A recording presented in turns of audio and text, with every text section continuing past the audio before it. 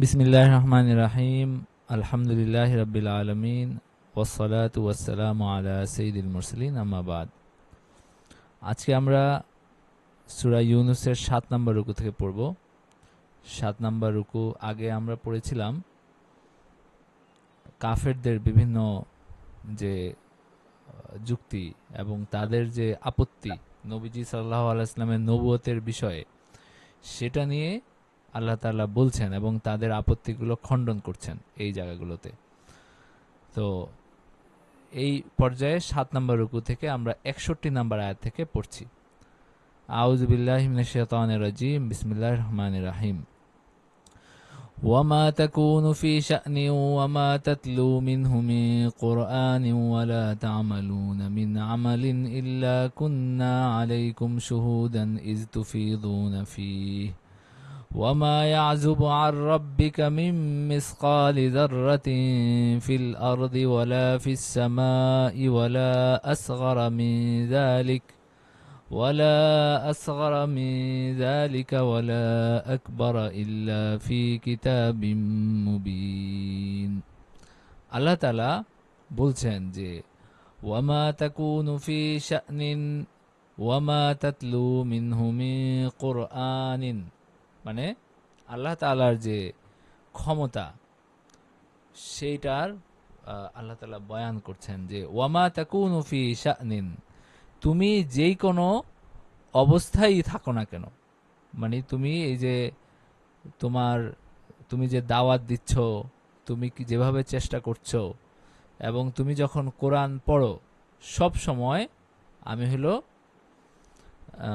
যা তেলাওয়াত করো এবং তোমরা যে কোনো কাজ করো, আমি তোমাদের পরিদর্শক, মানে আমি তোমাদের সব অবস্থা আমি দেখি।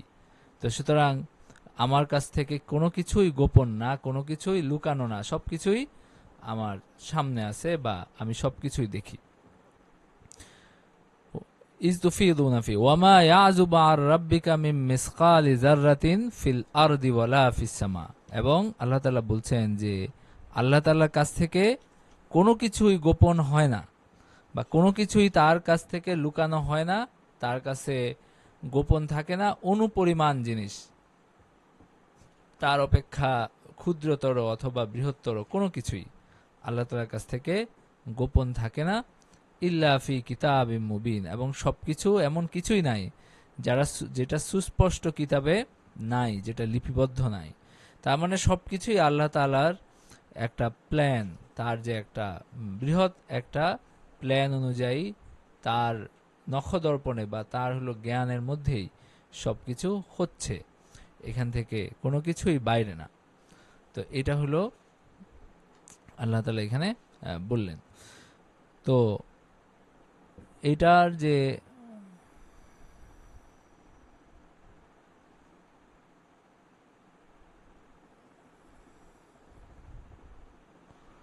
তো এখানে মুফাসসির এটা যেভাবে ব্যাখ্যা করছেন সেটা হলো যে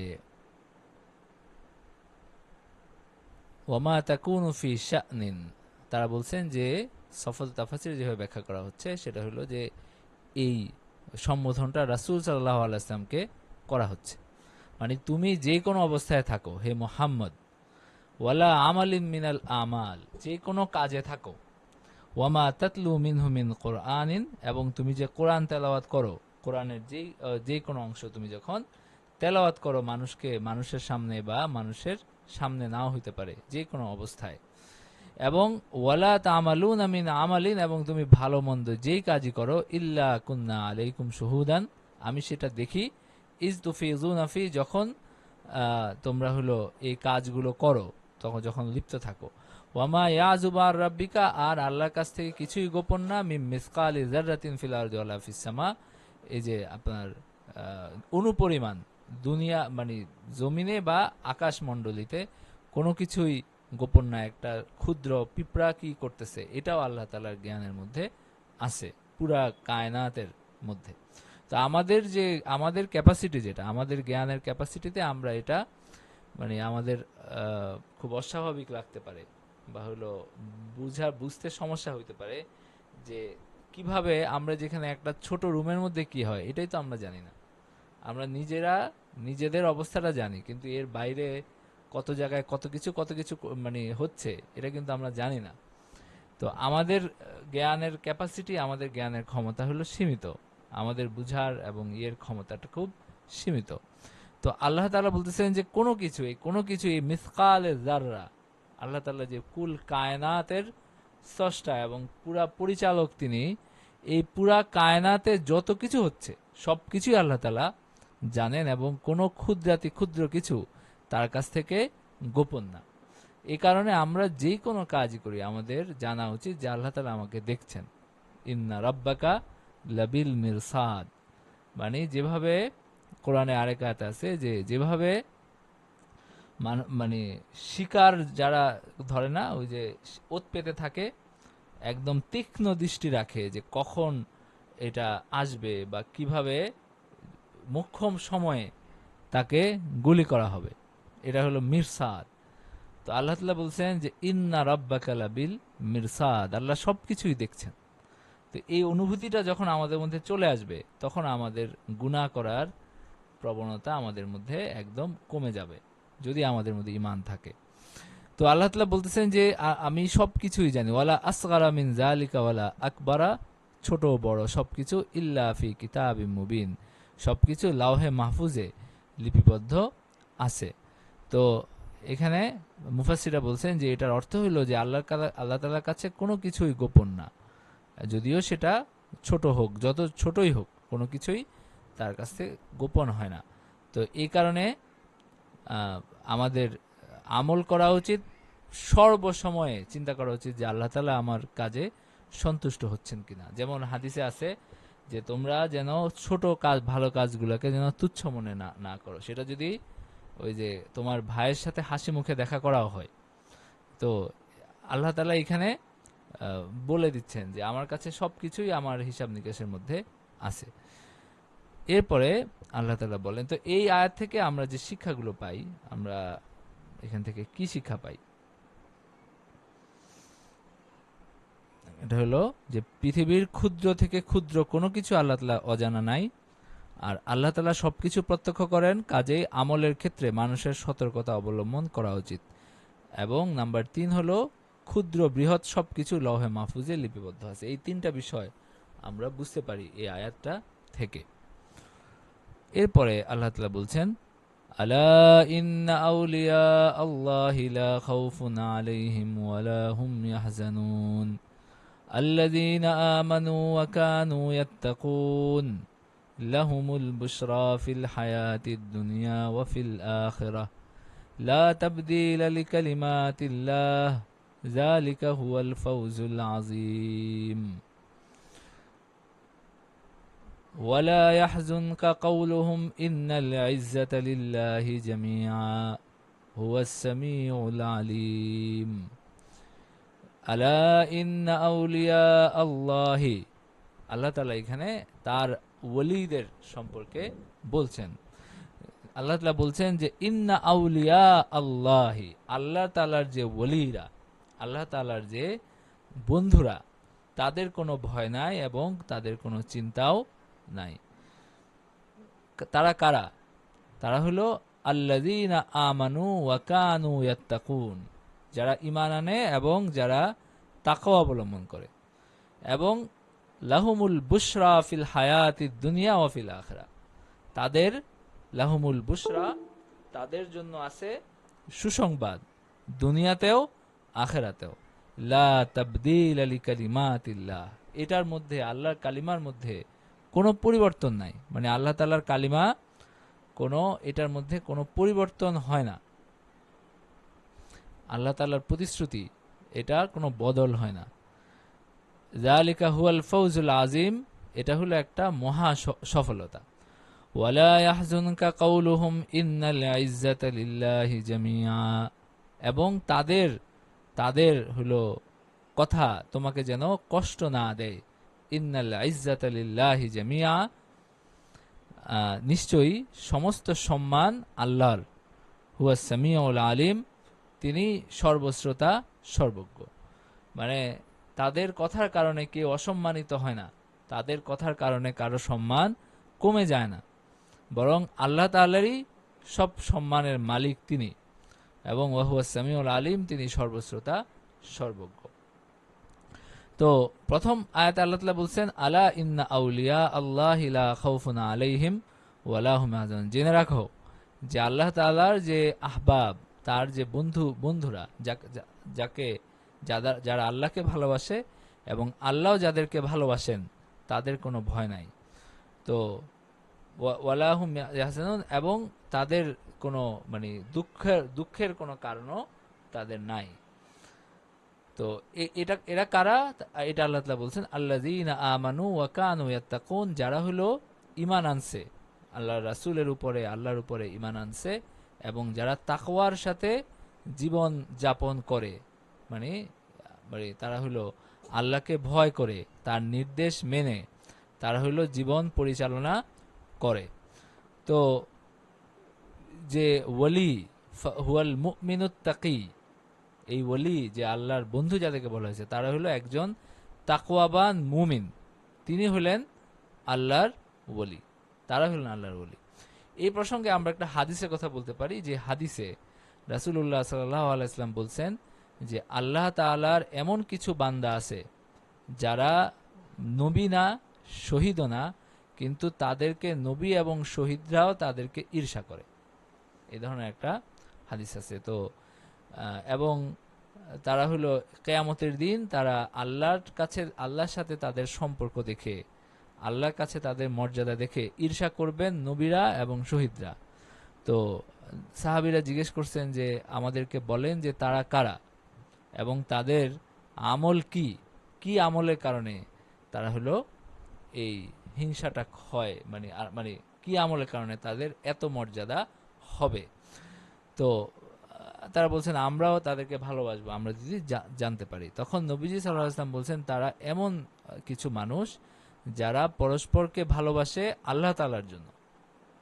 হুম কাউমুন তাহাব্বু ফিল্লাহি, তারা পরস্পরকে ভালোবাসে আল্লাহ তাআলার জন্য, কোনো আপনার হলো আত্মীয়তার সম্পর্কের কারণে না, কোনো হলো সম্পদের কারণে না, টাকার আদান প্রদানের কারণে না, বরং এবং হলো তাদের নবীজি সাল্লাল্লাহু আলাইহি ওয়াসাল্লাম বলছেন যে তাদের চেহারা হলো নূরের মতো, এবং তারা নূরের মিম্বরে থাকবে, এবং তাদের কোনো ভয় থাকবে না, কোনো দুঃখ থাকবে না। এবং তিনি এই আয়াতটা তেলাওয়াত করছেন যে আলা ইন্না আউলিয়া আল্লাহি লা খাউফুন আলাইহিম ওয়া লা হুম ইয়াহজানুন। তো এই হাদিস থেকে বোঝা যায় যে এই আয়াতের একটা উদ্দেশ্য এটাও। একটা তো হলো কোরআনে স্পষ্ট করা হয়েছে যে তারা হলো আল্লাযীনা আমানু ওয়া কানু ইয়াত্তাকুন, যারা ঈমান আনে এবং তাকওয়া অবলম্বন করে।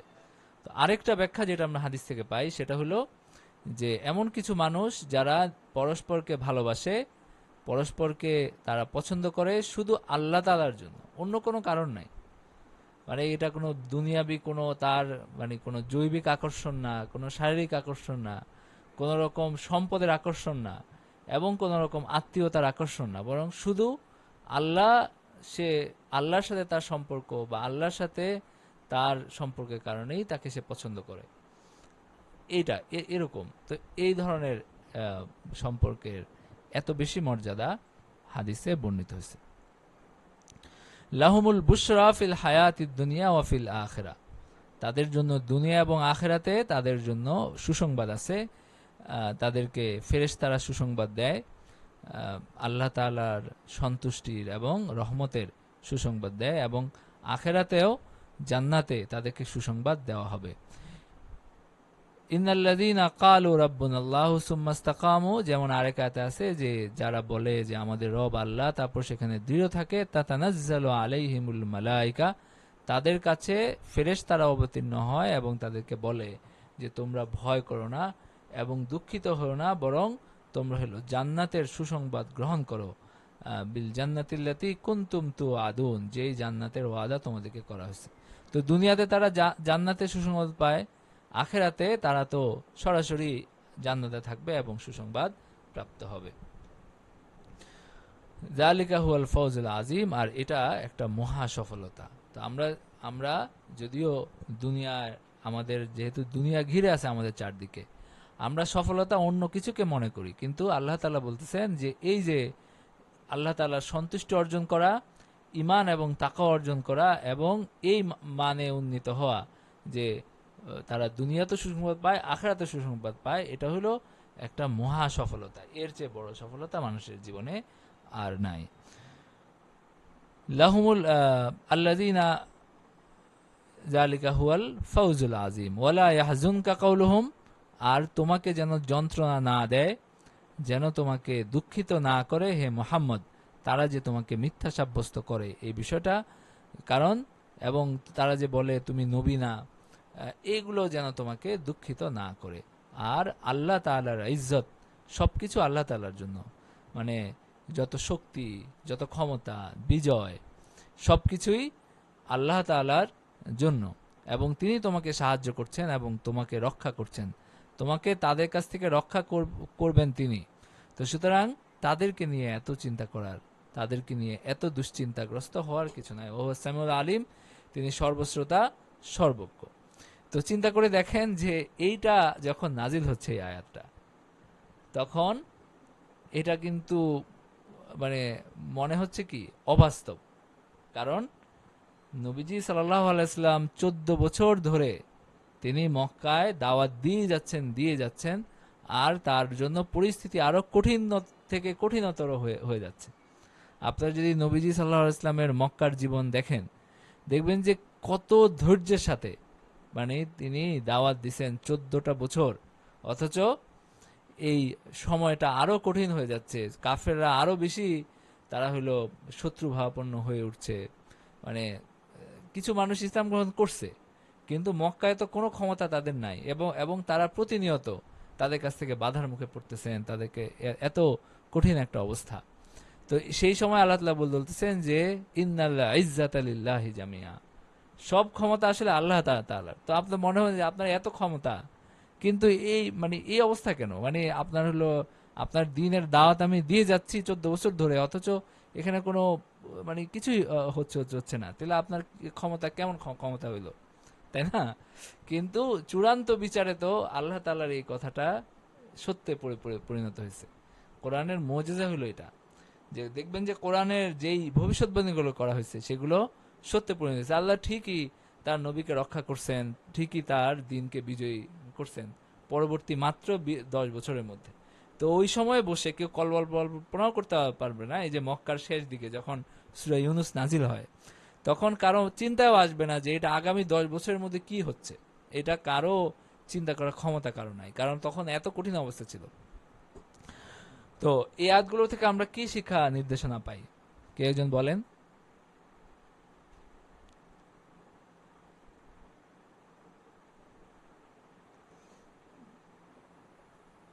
কে একজন বলেন আমরা এই আয়াতগুলো থেকে কি শিক্ষা নির্দেশনা পাই?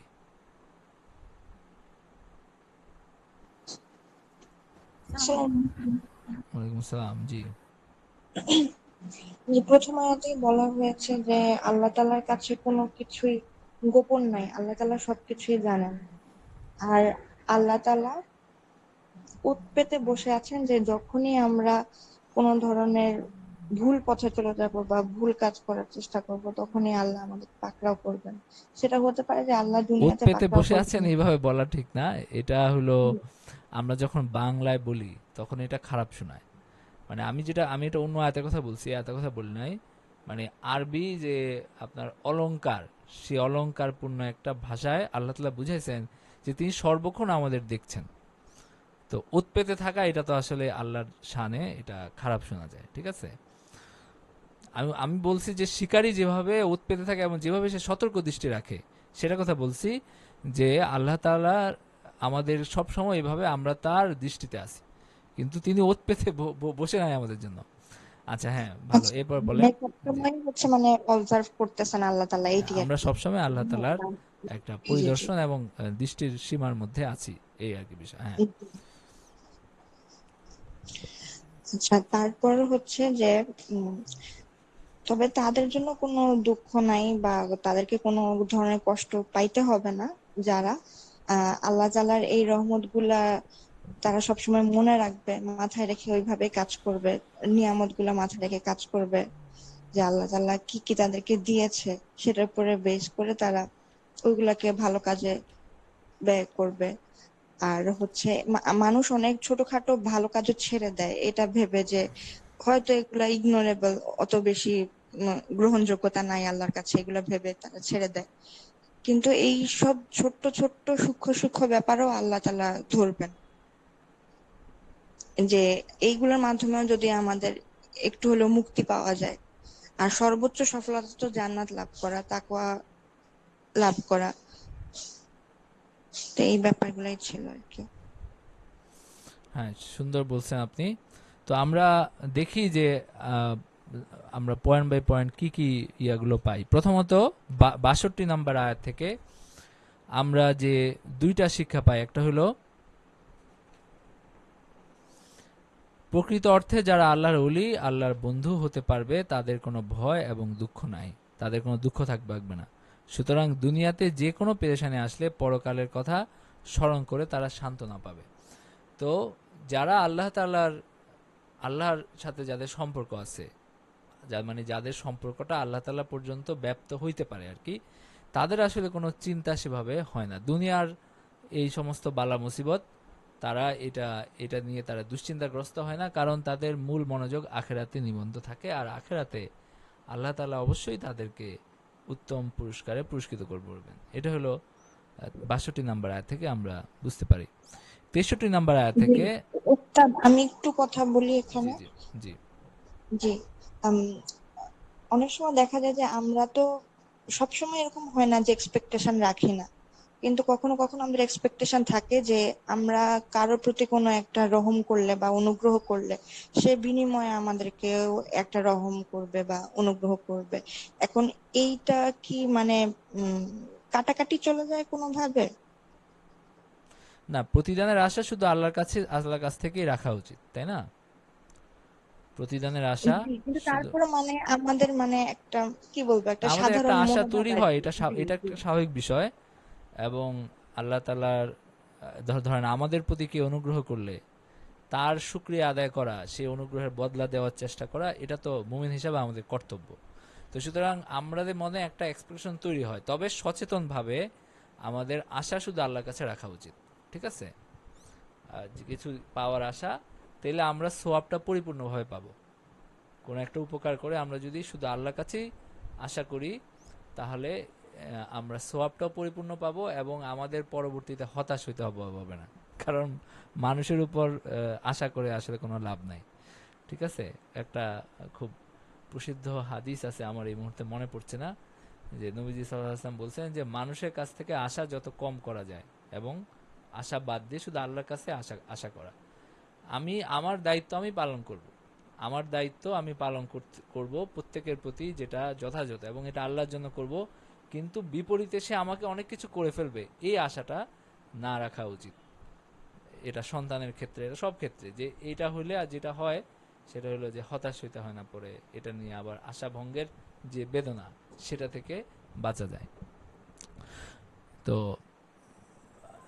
আর কোনো কথা আছে জি এখানে? জি জি জি, ওস্তাদ কথা আছে, সেটা হচ্ছে যে যেমন বললেন যে ছোট্ট একটা যদি মুখের হাসিও যদি হয় তাহলে এটাও সাদকা হিসেবে পরিগণিত হয়। তাহলে কেউ মনে করেন যে একটা হাসি দিল কারোর সাথে, এরপরে সে বিনিময় ওইভাবে হয়তো এক্সপেক্ট করতেছে না যে সেও হাসি দিবে, কিন্তু দেখা গেল যে বিনিময় সে এরকম পাইলো যে খুব বাজে ব্যবহার বা রাগারাগি এরকম টাইপের, তাহলে তখন সেক্ষেত্রে কি হবে? না, সেটা তো সেই সেটার জন্য সে দ্বিগুণ প্রতিদান পাবে আল্লাহ তাআলার কাছে। কেউ একজন, কিন্তু যদি এরকম হয় যে আমি হাসার কারণে এটা কোনো একটা, সে আমাকে সস্তা মনে করতেছে বা সে খারাপ ব্যবহারের সুযোগ পাচ্ছে, তাহলে তো সেখানে না করাই ভালো। এটা তো আমরা কমন সেন্স দিয়ে বুঝি। তো যেখানে হলো কনসিকুয়েন্স খারাপ, মানে যেখানে আমি হলো তার সাথে ভালো ব্যবহার করলে সে হলো আরো পেয়ে পেয়ে বসতেছে, এরকম যদি হয়, তাহলে তো সেটা আপনার হলো আমরা খারাপ থেকে বাঁচার জন্য আমাদেরকে বেঁচে চলতে হবে। কিন্তু আপনার হলো এটা হলো স্বাভাবিকভাবে, যেখানে ধরেন যদি এরকমও হয় যে একজন আমার সাথে কন্টিনিউয়াসলি খারাপ ব্যবহার করতেছে, আমি আল্লাহ তাআলার জন্য তার সাথে ভালো ব্যবহার করতেছি, এটার জন্য আমি দ্বিগুণ প্রতিদান পাবো আল্লাহ, মানে ইয়ার কাছে। কারণ একজন যে ভালো ব্যবহার করে, তার সাথে ভালো ব্যবহার করার চেয়ে যে খারাপ ব্যবহার করে তার সাথে খারাপ ব্যবহার করা, ভালো ব্যবহার করার সব অনেক বেশি। তো যেমন নবী সাল্লাল্লাহু আলাইহি ওয়াসাল্লাম বলছেন সিলমান কাতাক, যে তোমার সাথে সম্পর্ক ছিন্ন করে, আত্মীয়তার সম্পর্ক, তার সাথেও সম্পর্ক রাখো। তো সেটার প্রতিদান আরো বেশি। কিন্তু যদি এরকম হয় যে না আমি হলো জুলমের শিকার হচ্ছি, তো তার সেটা তো আপনার কমন সেন্স দিয়ে আপনি বুঝবেন এবং সেখান থেকে আপনি আত্মরক্ষা করবেন। কিন্তু আমাদের জন্য সবচেয়ে ভালো হলো সব ক্ষেত্রে আল্লাহর সন্তুষ্টির জন্য যদি আমরা করি, তাহলে মানুষ কি প্রতিক্রিয়া দেখাচ্ছে, সে আমাকে বিপরীতে ততটুকু ভালো ব্যবহার করতেছে কিনা, এটা কিন্তু সব ক্ষেত্রে জরুরি না। ঠিক আছে? কিন্তু মেয়েদের ক্ষেত্রে এরকম হয় যে আপনার হলো ধরেন আপনি এমন কাউকে কারোর সাথে হেসে কথা বলছেন যে হেসে হেসে কথা বলার একটা অন্যরকম মিনিং করতে ধরতেছে। তো সেটা তো অবশ্যই আপনাকে সচেতনভাবে সেইভাবে বিহেভ করতে হবে। এটা অন্য বিষয়। আমি যেটা বলছি এটা হলো আমাদের মাহারাম সম্পর্কের মধ্যে, বা আমাদের হলো যারা আমাদের হলো মানে আপনি তো বুঝতেছেন তাদের মধ্যে যা মানে এটা বুঝতে আমি বলছি। পারছি। আচ্ছা, তো এটা এটা বলছেন যে যেমন হাদিসে যেভাবে আসছে সেটা হলো যে তোমার ভাইয়ের সাথে হাসি মুখে দেখা করা, এটাও হলো হাসি মুখে সাক্ষাৎ করা, এবং যে হাসির কারণে তার মনে একটা প্রশান্তি আসে, এটাও হলো একটা নেক আমল। এটা আমি বলছি। আচ্ছা, তো এটার অর্থটা আপনারা আপনাদের কমন সেন্স দিয়ে সঠিকভাবে বুঝেন, এটা আবার যেন অন্য কোনো ভাবে না না বুঝেন আর কি। আর যদি অস্পষ্টতা থাকে তাহলে আবার জিজ্ঞেস করবেন, আবার উত্তর দিব। আচ্ছা, তো এইখানে 63 নাম্বার আয়াতে আপনার হলো ওয়ালিদের পরিচিতি তুলে ধরা হয়েছে, তা হলো যারা ইমান এবং তাকওয়ার গুণে গুণান্বিত, তারাই হলো আল্লাহর ওলি আর আল্লাহ তাআলার বন্ধু। আর আয়াতে ইমান এবং তাকওয়াকে ওলি হওয়ার শর্ত নির্ধারণ করা হয়েছে, এতে প্রমাণিত হয় যে কাফের এবং ফাসেক ফাজের কখনো আল্লাহর ওলি হয় না। তো আপনি একটা মানুষকে দেখতেছেন সে নামাজ পড়ে না, সে হলো তার মধ্যে তাকওয়া নাই, সে গুনাহ থেকে বাঁচে না, তাহলে সে কিভাবে আল্লাহ তাআলার ওলি হবে? মানে না, সে হলো আমার ওলির ছেলে ছিল দেখে এই কারণে সে আল্লাহর ওলি। এইটা মানে অবাস্তব একটা ব্যাপার, যেটা অনেক জায়গায় আমরা এরকম দেখি। কিছু আমি হলো বেশ কয়েক বছর আগে আমার এক সহপাঠীর বাবার পীর, মানে তার বাবা হলো আরেক জায়গার মুরিদ, তো সেখানে আমি গেছি, দেখলাম যে একজন মানুষ সে হলো সেখানকার পীর সাহেব, তার এই খানকার অনেক ভক্তবৃন্দ আছে। পীর সাহেব এই কারণেই যে তার বাবা এখানে পীর ছিলেন, এবং হলো তিনি গাড়িতে করে আসছেন, সে বেশ তার সমৃদ্ধ অবস্থা, গাড়িটারি হাঁকান, সবাই তাকে নমনম করে, যারা তাকে নমনম করতেছে তাদের অনেকের আমল আখলাক তার চেয়ে অনেক ভালো। তো আমাদের এটা বুঝতে হবে যে মানে আল্লাহর কাছে প্রিয় হওয়ার মূল মানদণ্ড কি? মূল মানদণ্ড হলো ইমান এবং মানে আপনার তাকওয়া এবং ইমান হলো মূল মানদণ্ড। আল্লাহ তাআলা স্পষ্টভাবে বলছেন ইন্না আকরামাকুম ইনদাল্লাহি আতকাকুম, আল্লাহ তাআলার কাছে সেই প্রিয় যে হলো বেশি তাকওয়া অর্জন করতে পারছে। তো এইখানে তো কোনো বংশ মর্যাদার কোনো ভ্যালু নাই আল্লাহ তাআলার কাছে। এমনকি নবীর বংশ হলো আপনার নবীর বংশ, কিন্তু তার আমল আখলাক ভালো না, তার চেয়ে যার আমল আখলাক ভালো সে আল্লাহর কাছে মর্যাদার দিক থেকে অনেক বেশি মানে। তো এই বিষয়গুলো আমাদের অনেক সময় বুঝতে ভুল হয়। তা আমরা বলি যে অমুক পীরের অমুক খানদানের অমুক জাদা, হ্যাঁ, তো এইটা তো আল্লাহর কাছে আসলে গুরুত্বপূর্ণ না। কোরআনে স্পষ্টভাবে আল্লাহ তা বলছেন, কিন্তু কোরআনের খুব স্পষ্ট বক্তব্যগুলো আমরা দেখি যে আমরা কার্যত এগুলাকে আমরা গ্রহণ করতে পারতেছি না। এগুলাকে আমরা মানে আমরা নিজেরা কিছু মানে নিজেরা কিছু জিনিস বানাইছি, সেটার গুরুত্ব আমাদের কাছে বেশি। তো আল্লাহ তাআলা এখানে স্পষ্টভাবে বলছেন যে ওলি কারা? ওলি হলো যাদের ঈমান এবং তাকওয়া আছে। আর এই যে এটা থেকে বোঝা যায় যে কারামত প্রকাশ পাওয়াটা ওলি হওয়ার জন্য জরুরি না, বরং এমন অনেক ওলি আছেন যাদের কোনো কারামত প্রকাশিত হয় নাই, মানে হলো খালি আপনার পাখিকে ডেকে আপনার হলো বসিয়ে ফেলছে, বা হলো তার জন্য তার উপরে উপরে মেঘ হাঁটছে, বা সে হলো একটা নদী পার হয়ে গেছে কুমির পিঠে চড়ে, এগুলো ওলি হওয়ার শর্ত না। বরং যেমন একজন আল্লাহ তাআলার ওলি, তিনি একজন মানুষ তার কাছে 10 বছর ছিল, তার খেদমত করছে। একদিন সে বলছে যে আমি তো এত বছর আপনার সাথে আছি, আমি কোনো কারামত দেখলাম না আপনার। তো তখন তিনি বলছেন যে এই 10 বছরে তুমি কি আমাকে কোনো গুনাহের কাজে জড়িত হইতে দেখছো, বা কোনো ফরজ ওয়াজিব তরক করতে দেখছো, বা কোনো সুন্নত আমি ছেড়ে দিছি এরকম দেখছো? সে বলতেছে না। তখন উনি বলছেন যে এর চেয়ে বড় কারামত কি? মানে আমি 10 বছর ধরে আমি কোনো গুনাহে লিপ্ত হই না, আমি হলো আপনার ফরজ ওয়াজিব ছাড়ি না, আমি কোনো আবশ্যক কাজ ছাড়ি না, তো এর চেয়ে বড় কারামত তো নাই। তো ইমান এবং তাকওয়া এটাই হলো ইসলামের মূল বিষয় বা শরীয়তের মূল বিষয়। আচ্ছা, আর ইমান এবং তাকওয়ার ফজিলত যারা বুঝতে পারে, এটার মর্যাদা যারা বুঝতে পারে এবং যেটা যারা অর্জন করতে পারে, তারাই আল্লাহর ওলি হইতে পারে। তবে ওয়ালায়াত তো আপনার হলো অন্য জিনিস। যে ওয়ালায়াত অর্জন করে সে তো বুঝে যে আমার সাথে তার যখন আল্লাহ তাআলার সাথে সম্পর্কটা তৈরি হয়, তখন তো সে বুঝে যে আল্লাহ তাআলার সাথে আমার সম্পর্ক আছে। কিন্তু সেটার পথ পরিক্রমাটা মানুষের অতিক্রম করতে হয় প্রথমত ঈমান এবং তাকওয়ার দরজা দিয়ে ঢুকে। এটা হলো প্রধান শর্ত। এই ঈমান এবং তাকওয়া ছাড়া আল্লাহ তাআলার ওলি হওয়া যায় না এবং আল্লাহ তাআলার কাছাকাছি যাওয়া যায় না। নাম্বার 4 হলো আল্লাহ তাআলার যারা বন্ধু হয় তাদের জন্য দুনিয়া এবং আখিরাতে সুসংবাদ আছে। আল্লাহর কথা এবং ওয়াদার এটার কোনো ব্যত্যয় হয় না। আল্লাহ তাআলা যে কথা বলছেন এটার কোনো খেলাফ নাই। অনেকে এখন নানান রকম থিওরি দেয় বলতে, যেমন হলো শাস্তি কোরআনে যেভাবে বর্ণিত হয়েছে বা ইসলামে যেভাবে বলা হচ্ছে এভাবে হবে কিনা, মানুষকে কি এইভাবে পুরস্কৃত করা হবে, নাকি সবাইকে মাফ করে দেওয়া হবে, এই ধরনের অনেক রকম তত্ত্ব তারা হাজির করে। তো আসলে আল্লাহ তাআলা যেভাবে ওয়াদা করছেন আমাদের দৃঢ় বিশ্বাস থাকতে হবে যে এইভাবেই সবকিছু হবে, কারণ আল্লাহ তাআলার ওয়াদার কোনো ব্যতিক্রম নাই।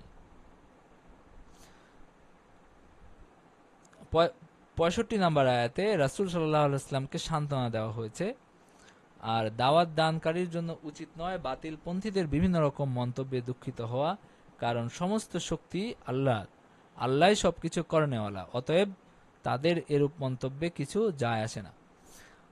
আরেকটা বিষয় হলো যে সমস্ত শক্তি আল্লাহ তাআলার, অন্যান্য মাখলুকের মধ্যে যে শক্তি মানে আছে বা আমরা দেখি এগুলো হলো আল্লাহ তাআলার শক্তির সামান্য প্রকাশ মাত্র।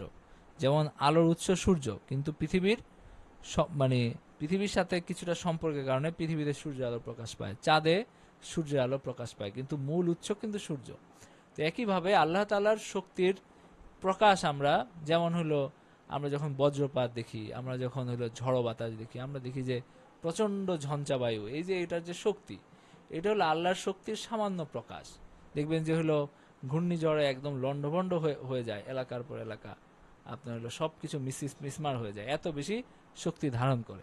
তো এগুলো আল্লাহ তাআলার শক্তির খুব ক্ষুদ্র প্রকাশ মাত্র।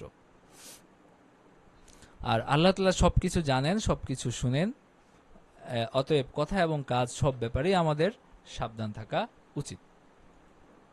এরপরে আল্লাহ তাআলা বলেন, আলা ইন্না লিল্লাহি মান ফিস সামাওয়াতি ওয়া মান ফিল আরদ ওয়া মা ইয়াত্তাবিউল্লাযীনা ইয়াদউনা মিন দুনিল্লাহি শুরাকা ইন ইয়াত্তাবিউনা ইল্লা আয-যান্না ওয়া ইন হুম ইল্লা ইয়াখরুসুন। জেনে রাখো যে যারা আকাশমণ্ডলে আছে এবং যারা পৃথিবীতে আছে তারা আল্লাহর, সবকিছুই আল্লাহ তাআলার মালিকানাধীন, আল্লাহ তাআলারই সৃষ্টি এবং সবকিছুর নিয়ন্ত্রক আল্লাহ তাআলা, এর বাইরে কিছু নাই।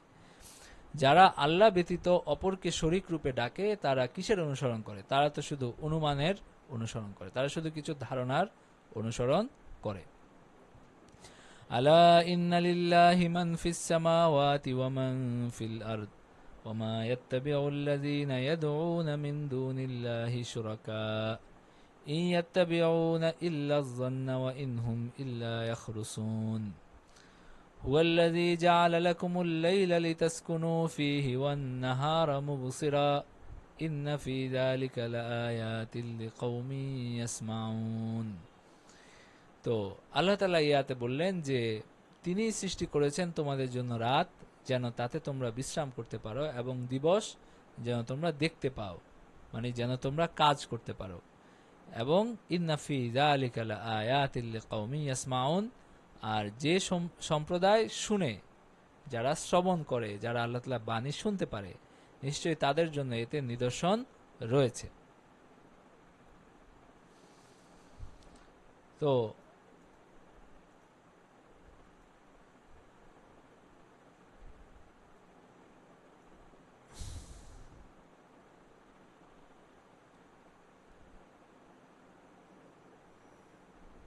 আলা ইন্না লিল্লাহি মান ফিস সামাওয়াতি ওয়া মান ফিল আরদ, মানে এই সব কিছু, মানে দুনিয়ায় যা কিছু আছে সবকিছু আল্লাহ তাআলার বান্দা, তার মালিকানাধীন এবং তার সৃষ্টি।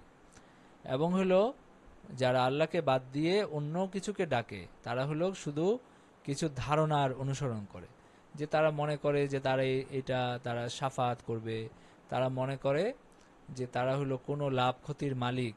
হ্যাঁ, তো এই সব কিছু, এই যে যেমন হলো তারা মনে করে যে তার পীরের ছেলে দেখে তার একটা বিশেষ সম্পর্ক আছে, বিশেষ ক্ষমতা আছে, এই সব কিছুই হলো তাদের ধারণা মাত্র, এর বেশি কিছু না। ইয়াত্তাবিউনা ইল্লা যান্না ওয়া ইনহুম ইল্লা ইয়াখরুসুন, আর এই তারা শুধু এই ধারণার অনুসরণ করে এবং এটা হলো বাতিল ধারণা, ওয়া ইনহুম ইল্লা ইয়াখরুসুন, এবং তারা হলো মিথ্যা বলে, তারা শুধু মিথ্যা বলে, এটা কোনো, এগুলার কোনো বাস্তবতা নাই। এই সমস্ত ধারণা যখন তারা প্রকাশ করে তখন এগুলার কোনো বাস্তবতা থাকে না, অবাস্তব কথাবার্তা তারা বলে। হুয়াল্লাযী জাআলাকুমুল লাইলা লিতাসকুনু ফীহি, এবং এই যে আল্লাহ তাআলা যে ক্ষমতা, এই ক্ষমতার একটা প্রকাশ সম্পর্কে আল্লাহ তাআলা বলছেন যে আল্লাহ তাআলাই তোমাদের জন্য রাত এবং দিন সৃষ্টি করছেন। তার যে কুদরত, এই কুদরতের যে একটা অন্যতম এটা প্রকাশ, এটা যে আল্লাহ তাআলা তোমাদের জন্য রাত এবং দিন সৃষ্টি করছেন, যেটা খুব সহজেই তোমরা বুঝতে পারো। যে এই যে দিন হয় রাত হয়, এরকমও হইতে পারতো যে সবসময় আলো সবসময়, অথবা সবসময় একটা অন্ধকার, তো কোনোটাই তো হেল্পফুল না। তো আমাদের জীবন যাপনের জন্য যেমন ঘুম দরকার, একইভাবে কাজ কর্ম আমাদের জন্য, মানে তো আল্লাহ তাআলা এখানে আলো দিছেন, একইভাবে এখানে অন্ধকারও দিছেন। তো তোমাদের জন্য বিশ্রামের ব্যবস্থা করছেন যেন তোমরা বিশ্রাম নিতে পারো, এবং দিনে তোমাদের জন্য দেখার ব্যবস্থা করছেন যেন তোমরা কাজ করতে পারো, উপার্জন করতে পারো। আর এর মধ্যে আছে হলো আলামত এবং দালালাত, মানে এর মধ্যে চিহ্ন আছে আল্লাহ তাআলার একত্বের এবং তার ক্ষমতার প্রকাশ আছে। আর এটা তাদের জন্য যারা এই আয়াতগুলো, এই সমস্ত বিষয়ের মধ্যে আয়াত আছে তাদের জন্য, যারা হলো আল্লাহ তাআলার এই বাণীকে যারা শ্রবণ করতে পারে, যারা খোলা মনে শিখার মতো করে যারা বুঝতে পারে। তো এই দুটো আয়াত থেকে আমরা কি শিক্ষা নির্দেশনা পাই? একটা হলো যে ৬৬ নম্বর আয়াত থেকে আমরা বুঝতে পারি যে আল্লাহ তাআলার তাওহীদ এবং সর্বময় মালিকানা এবং কর্তৃত্ব আছে, সেটা আমরা জানতে পারি এখান থেকে। শিরক এবং কুফর নিছক অনুমান এবং অবাস্তব ধারণার ভিত্তিতে হয়ে থাকে, এর পিছনে কোনো বাস্তবতা ও সত্য নাই, এটাও আমরা জানতে পারি আয়াত থেকে। ৬৭ নম্বর আয়াতে রাত এবং দিন সৃষ্টির হেকমত এবং রহস্য বর্ণিত হয়েছে। বিশ্রামের উত্তম সময় হলো রাত, আর দিন হলো দেখে জীবিকা অর্জন করার সময়, অতএব এবং অন্যান্য প্রয়োজনীয় কাজ সম্পাদনের সময়। তো সুতরাং যারা এইভাবে চলবে, আল্লাহ তাআলার যে রুটিন, এটা মেনে যারা চলবে তারা কিন্তু শারীরিকভাবে সুস্থ থাকবে এবং তাদের, মানে এটা তাদের জন্য ভালো। যেমন আমরা যদি এশার নামাজের পরপর আমরা যদি ঘুমিয়ে পড়ি এবং হলো আমরা যদি সূর্যোদয়ের আগে ফজরের সময় উঠি, সেটা আমাদের জন্য বেশি স্বাস্থ্যকর, কারণ আল্লাহ তাআলা এই রাতটাকে সৃষ্টি করছেন ঘুমের জন্য, আর দিন হলো কাজের জন্য। কিন্তু আমাদের রুটিনে দেখেন আমরা এখনো সবাই জেগে আছি, কিন্তু এতক্ষণে আমাদের ঘুমে থাকার কথা। তো যাই হোক, আমরা এই আয়াত থেকে আমরা বুঝতে পারি যে আল্লাহ তাআলা রাত সৃষ্টি করছেন বিশ্রামের জন্য, আর দিন সৃষ্টি করছেন কাজে কর্মে ব্যস্ত হওয়ার জন্য। আচ্ছা, এরপরে শুরু হচ্ছে যে ইহুদি খ্রিস্টানদের যে আপনার অপবিশ্বাস, বিভিন্ন অপবিশ্বাস, সেটার ব্যাপারে আলোচনা শুরু হচ্ছে। আল্লাহ তাআলা বলছেন যে قالوا اتخذ الله ولدا سبحانه هو الغني له ما في السماوات وما في الأرض إن عندكم من سلطان بهذا أتقولون على الله ما لا تعلمون। তারা বলে যে আল্লাহ সন্তান গ্রহণ করেছেন, তিনি মহান পবিত্র, তিনি অভাবমুক্ত, যা কিছু আছে আকাশমণ্ডলে এবং যা কিছু আছে পৃথিবীতে তা সবকিছু তার, এ বিষয়ে তোমাদের নিকট কোনো সনদ নাই। ইন আইন্দাকুম মিন সুলতানিম বিহাজা, এই বিষয়ে তোমাদের কোনো দলিল প্রমাণ তোমাদের কাছে নাই। আতাকুলুনা আলাল্লাহি মা লা তা'লামুন, তোমরা কিভাবে আল্লাহর সম্পর্কে এমন কিছু বলো যেটা তোমরা জানো না। আল্লাহর ব্যাপারে কথা বলতে কি তোমাদের তো সাবধানতা অবলম্বন করা উচিত। এমন কিছু কিভাবে বলো যেটা সম্পর্কে তোমাদের কোনো দলিল প্রমাণ নাই, কোনো জ্ঞান নাই। তো তারা বলে যে আল্লাহ তাআলা সন্তান গ্রহণ করছেন। তো আল্লাহ তাআলা বলতেছেন যে সন্তান কাদের প্রয়োজন হয়? সন্তান প্রয়োজন হয় যারা ক্ষণস্থায়ী, যারা দুনিয়াতে আসছে, তাদের স্থায়িত্বের একটা নিদর্শন হিসাবে হলো সন্তান, যেটা তাদের অস্তিত্বকে জারি রাখবে। তো আল্লাহ তাআলা নিজেই হলো আপনার আদি অনন্ত, তিনি, তার কোনো সন্তানের আসলে প্রয়োজন নেই, আর সবকিছু তো তার। তো এইখানে কিভাবে, আর বিশেষ করে তার সৃষ্টির মধ্যে একটা কিছু আপনি হলো তার সন্তান সাব্যস্ত করতেছেন। তার সৃষ্টি মানুষ, তার মধ্যে একজনকে আপনি বলতেছেন তার সন্তান, অথচ সন্তান হলো বাবার সমতুল্য হয়, বাবার সমকক্ষ হয়। তো আল্লাহ তাআলা বলতেছেন যে এটা এত অবাস্তব কথা যে এই পুরা কুল কায়নাত হলো আমার হাতের মুঠায়, আমি সবকিছু সৃষ্টি করছি, সবকিছু আমার আমার মালিকানাধীন। তো এইখানে একটা জিনিস কিভাবে আমার সন্তান হয়? তো এইরকম অবাস্তব কথাবার্তা তারা বলে, এবং তাদের কাছে এটা সম্পর্কে কোনো দলিল প্রমাণ নাই, এটা তারা ধারণা প্রসূত কথাবার্তা বলে। এবং আল্লাহ বলতেছেন যে তোমরা কিভাবে আল্লাহ সম্পর্কে এমন কিছু বলো যেটা তোমরা জানো না। তো কালু তাহাজাল্লাহু ওয়ালাদা, এটা ইহুদি এবং নাসারা দুই সম্প্রদায় করছে। ইহুদিরা ওজায়েরকে আল্লাহর সন্তান বলছে, আর খ্রিস্টানরা ঈসা আলাইহিস ইসলামকে আল্লাহ তাআলার সন্তান বলছে। আবার মক্কার কাফেররা তারা আবার বলতো যে আপনার হলো মালায়েকা বা ফেরেশতারা হলো আল্লাহ তাআলার মেয়ে। তো সুতরাং সব কিছুকে আল্লাহ তাআলা প্রত্যাখ্যান করছেন এই আয়াতে, যে তারা বলে যে আল্লাহ তাআলার সন্তান আছে, কেউ ঈসাকে বলে, কেউ ওজায়েরকে বলে, কেউ ফেরেশতাদেরকে বলে। তো সুবহানাহু হুয়াল গানী, আল্লাহ বলছেন আল্লাহ তাআলা পবিত্র এই সন্তানের ধারণা সবকিছু থেকে। হুয়াল গানী, তিনি হলেন ধনী, তিনি সবকিছু থেকে মানে তার কোনো মুখাপেক্ষিতা নাই। তাহলে কেন তার সন্তান থাকবে বা সন্তানের প্রয়োজন কি জন্য হবে? আর হলো মানে সন্তান গ্রহণ করা বা সন্তানের প্রয়োজন হয় মানুষের প্রয়োজনের জন্য, মানুষের মুখাপেক্ষিতার জন্য, আর আল্লাহ তাআলার কোনো মুখাপেক্ষিতা নাই। তো সুতরাং তার কোনো সন্তানেরও কোনো প্রয়োজন নাই। এই দুনিয়ার সবকিছু আল্লাহ তাআলার কর্তৃত্বাধীন, এবং তোমাদের কাছে এটার কোনো দলিল প্রমাণ নাই। সুতরাং এমন কিছু তোমরা কিভাবে বলো, এটা হলো ইনকার করা হচ্ছে বা তাদেরকে ভৎসনা করা হচ্ছে, তিরস্কার করা হচ্ছে, যে এমন কিছু কিভাবে তোমরা বলো যেটা আল্লাহ তাআলা, যেটার ব্যাপারে তোমাদের কোনো জ্ঞান নাই। কুল ইন্নাল্লাযীনা ইফতারুনা আলাল্লাহিল কাযিবা লা ইফলিহুন, বলো যে যারা, ইন্নাল্লাযীনা ইফতারুনা আলাল্লাহিল কাযিব, যারা আল্লাহ তাআলার ব্যাপারে মিথ্যা বলে তারা কখনোই সফল হয় না, কখনোই তাদের সফলতা মানে এই ধরনের কোনো লোক দুনিয়াতে সফল হয় না, যারা আল্লাহর ব্যাপারে এই ধরনের মিথ্যা কথাবার্তা বলে। মাতাউন ফিদ দুনিয়া, মাতাউন ফিদ দুনিয়া সুম্মা ইলাইনা মারজিউহুম সুম্মা আল্লাহু শাহীদুন আলা মা ইয়াফআলুন। মাতাউন ফিদ দুনিয়া সুম্মা ইলাইনা মারজিউহুম সুম্মা নুযীকুহুমুল আযাবাশ শাদীদা বিমা কানু ইয়াকফুরুন।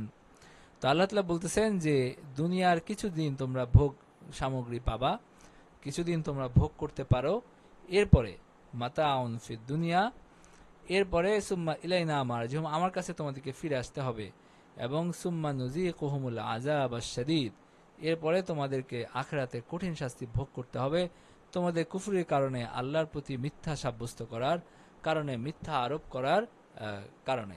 তো এই কারণে আল্লাহ তাআলা বলছেন যে লা ইফলিহুন, তারা সফলতা পায় না। তো সফলতা শুধু দুনিয়ায় না, বরং আখিরাত সহ, মানে দুনিয়া আখিরাতে তারা সফল হয় না। আচ্ছা, তো এই তিনটা আয়াত থেকে আমরা কি বুঝতে পারি একটু বলেন কেউ?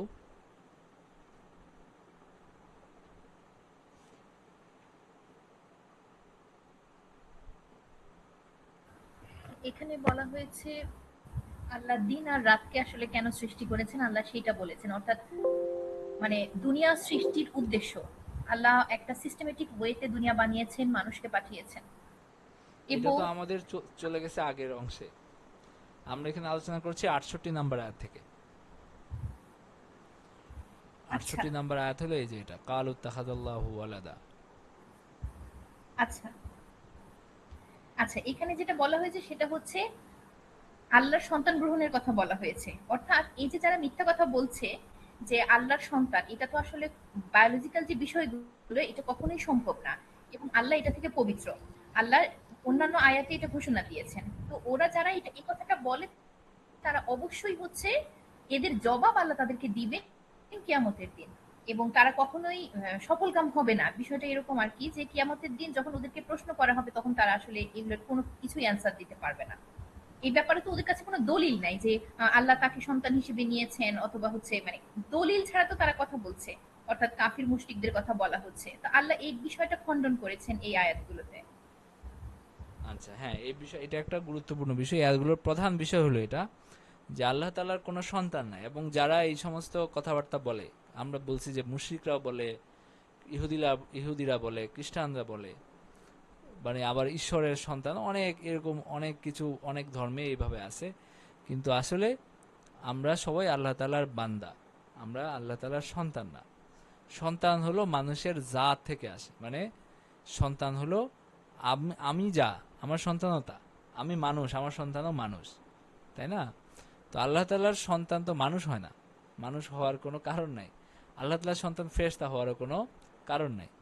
তো সন্তান না, এরা আল্লাহ তাআলার সৃষ্টি। তো আমরা অনেক সময় আবেগে এরকম বলে না, আমরা সবাই ঈশ্বরের সন্তান, তারপরে এটা সেটা। তো এটা এভাবে বলা ঠিক না। বরং বলা উচিত যে আমরা সবাই আল্লাহ তাআলার সৃষ্টি, আমরা সবাই আল্লাহ তাআলার বান্দা।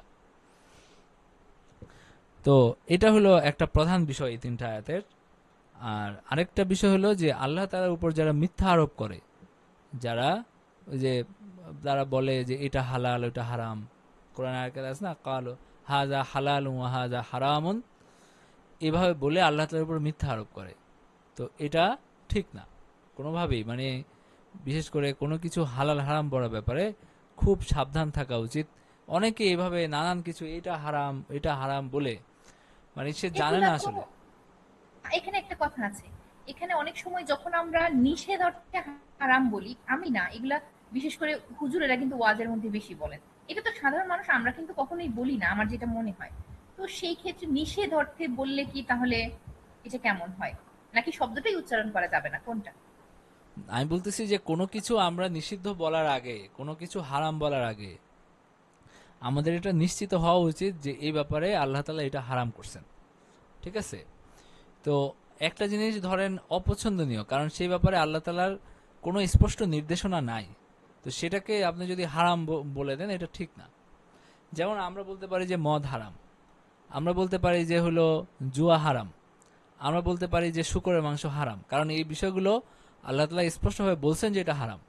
কিন্তু যেটা আল্লাহ তাআলা বলেন নাই, যেটা হলো আমরা অনুমান করে নিছি, তো সেটাকে তো হারাম বলা যায় না, সেটাকে যেটা বলার সেটা বলতে হবে। এই কারণে আমি বলতেছি যে এই সমস্ত বিষয়গুলোতে সাবধান থাকা উচিত, যেন আমরা মানে অতিরিক্ত কথা আল্লাহ তাআলার উপরে না চাপাই।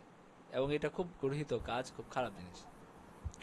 আমি যদি একটু বলি, যে সেটা হচ্ছে ধরেন একটা উদাহরণ দিচ্ছে যে কোরআনে আল্লাহ বলে দিয়েছে বাবা মা বৃদ্ধ হলে তাদের সাথে করা যাবে না। তো একজন কেউ ওয়াজ করছেন, তিনি বলছেন যে খবরদার হারাম, এরকম করে কিন্তু বলা যাবে না।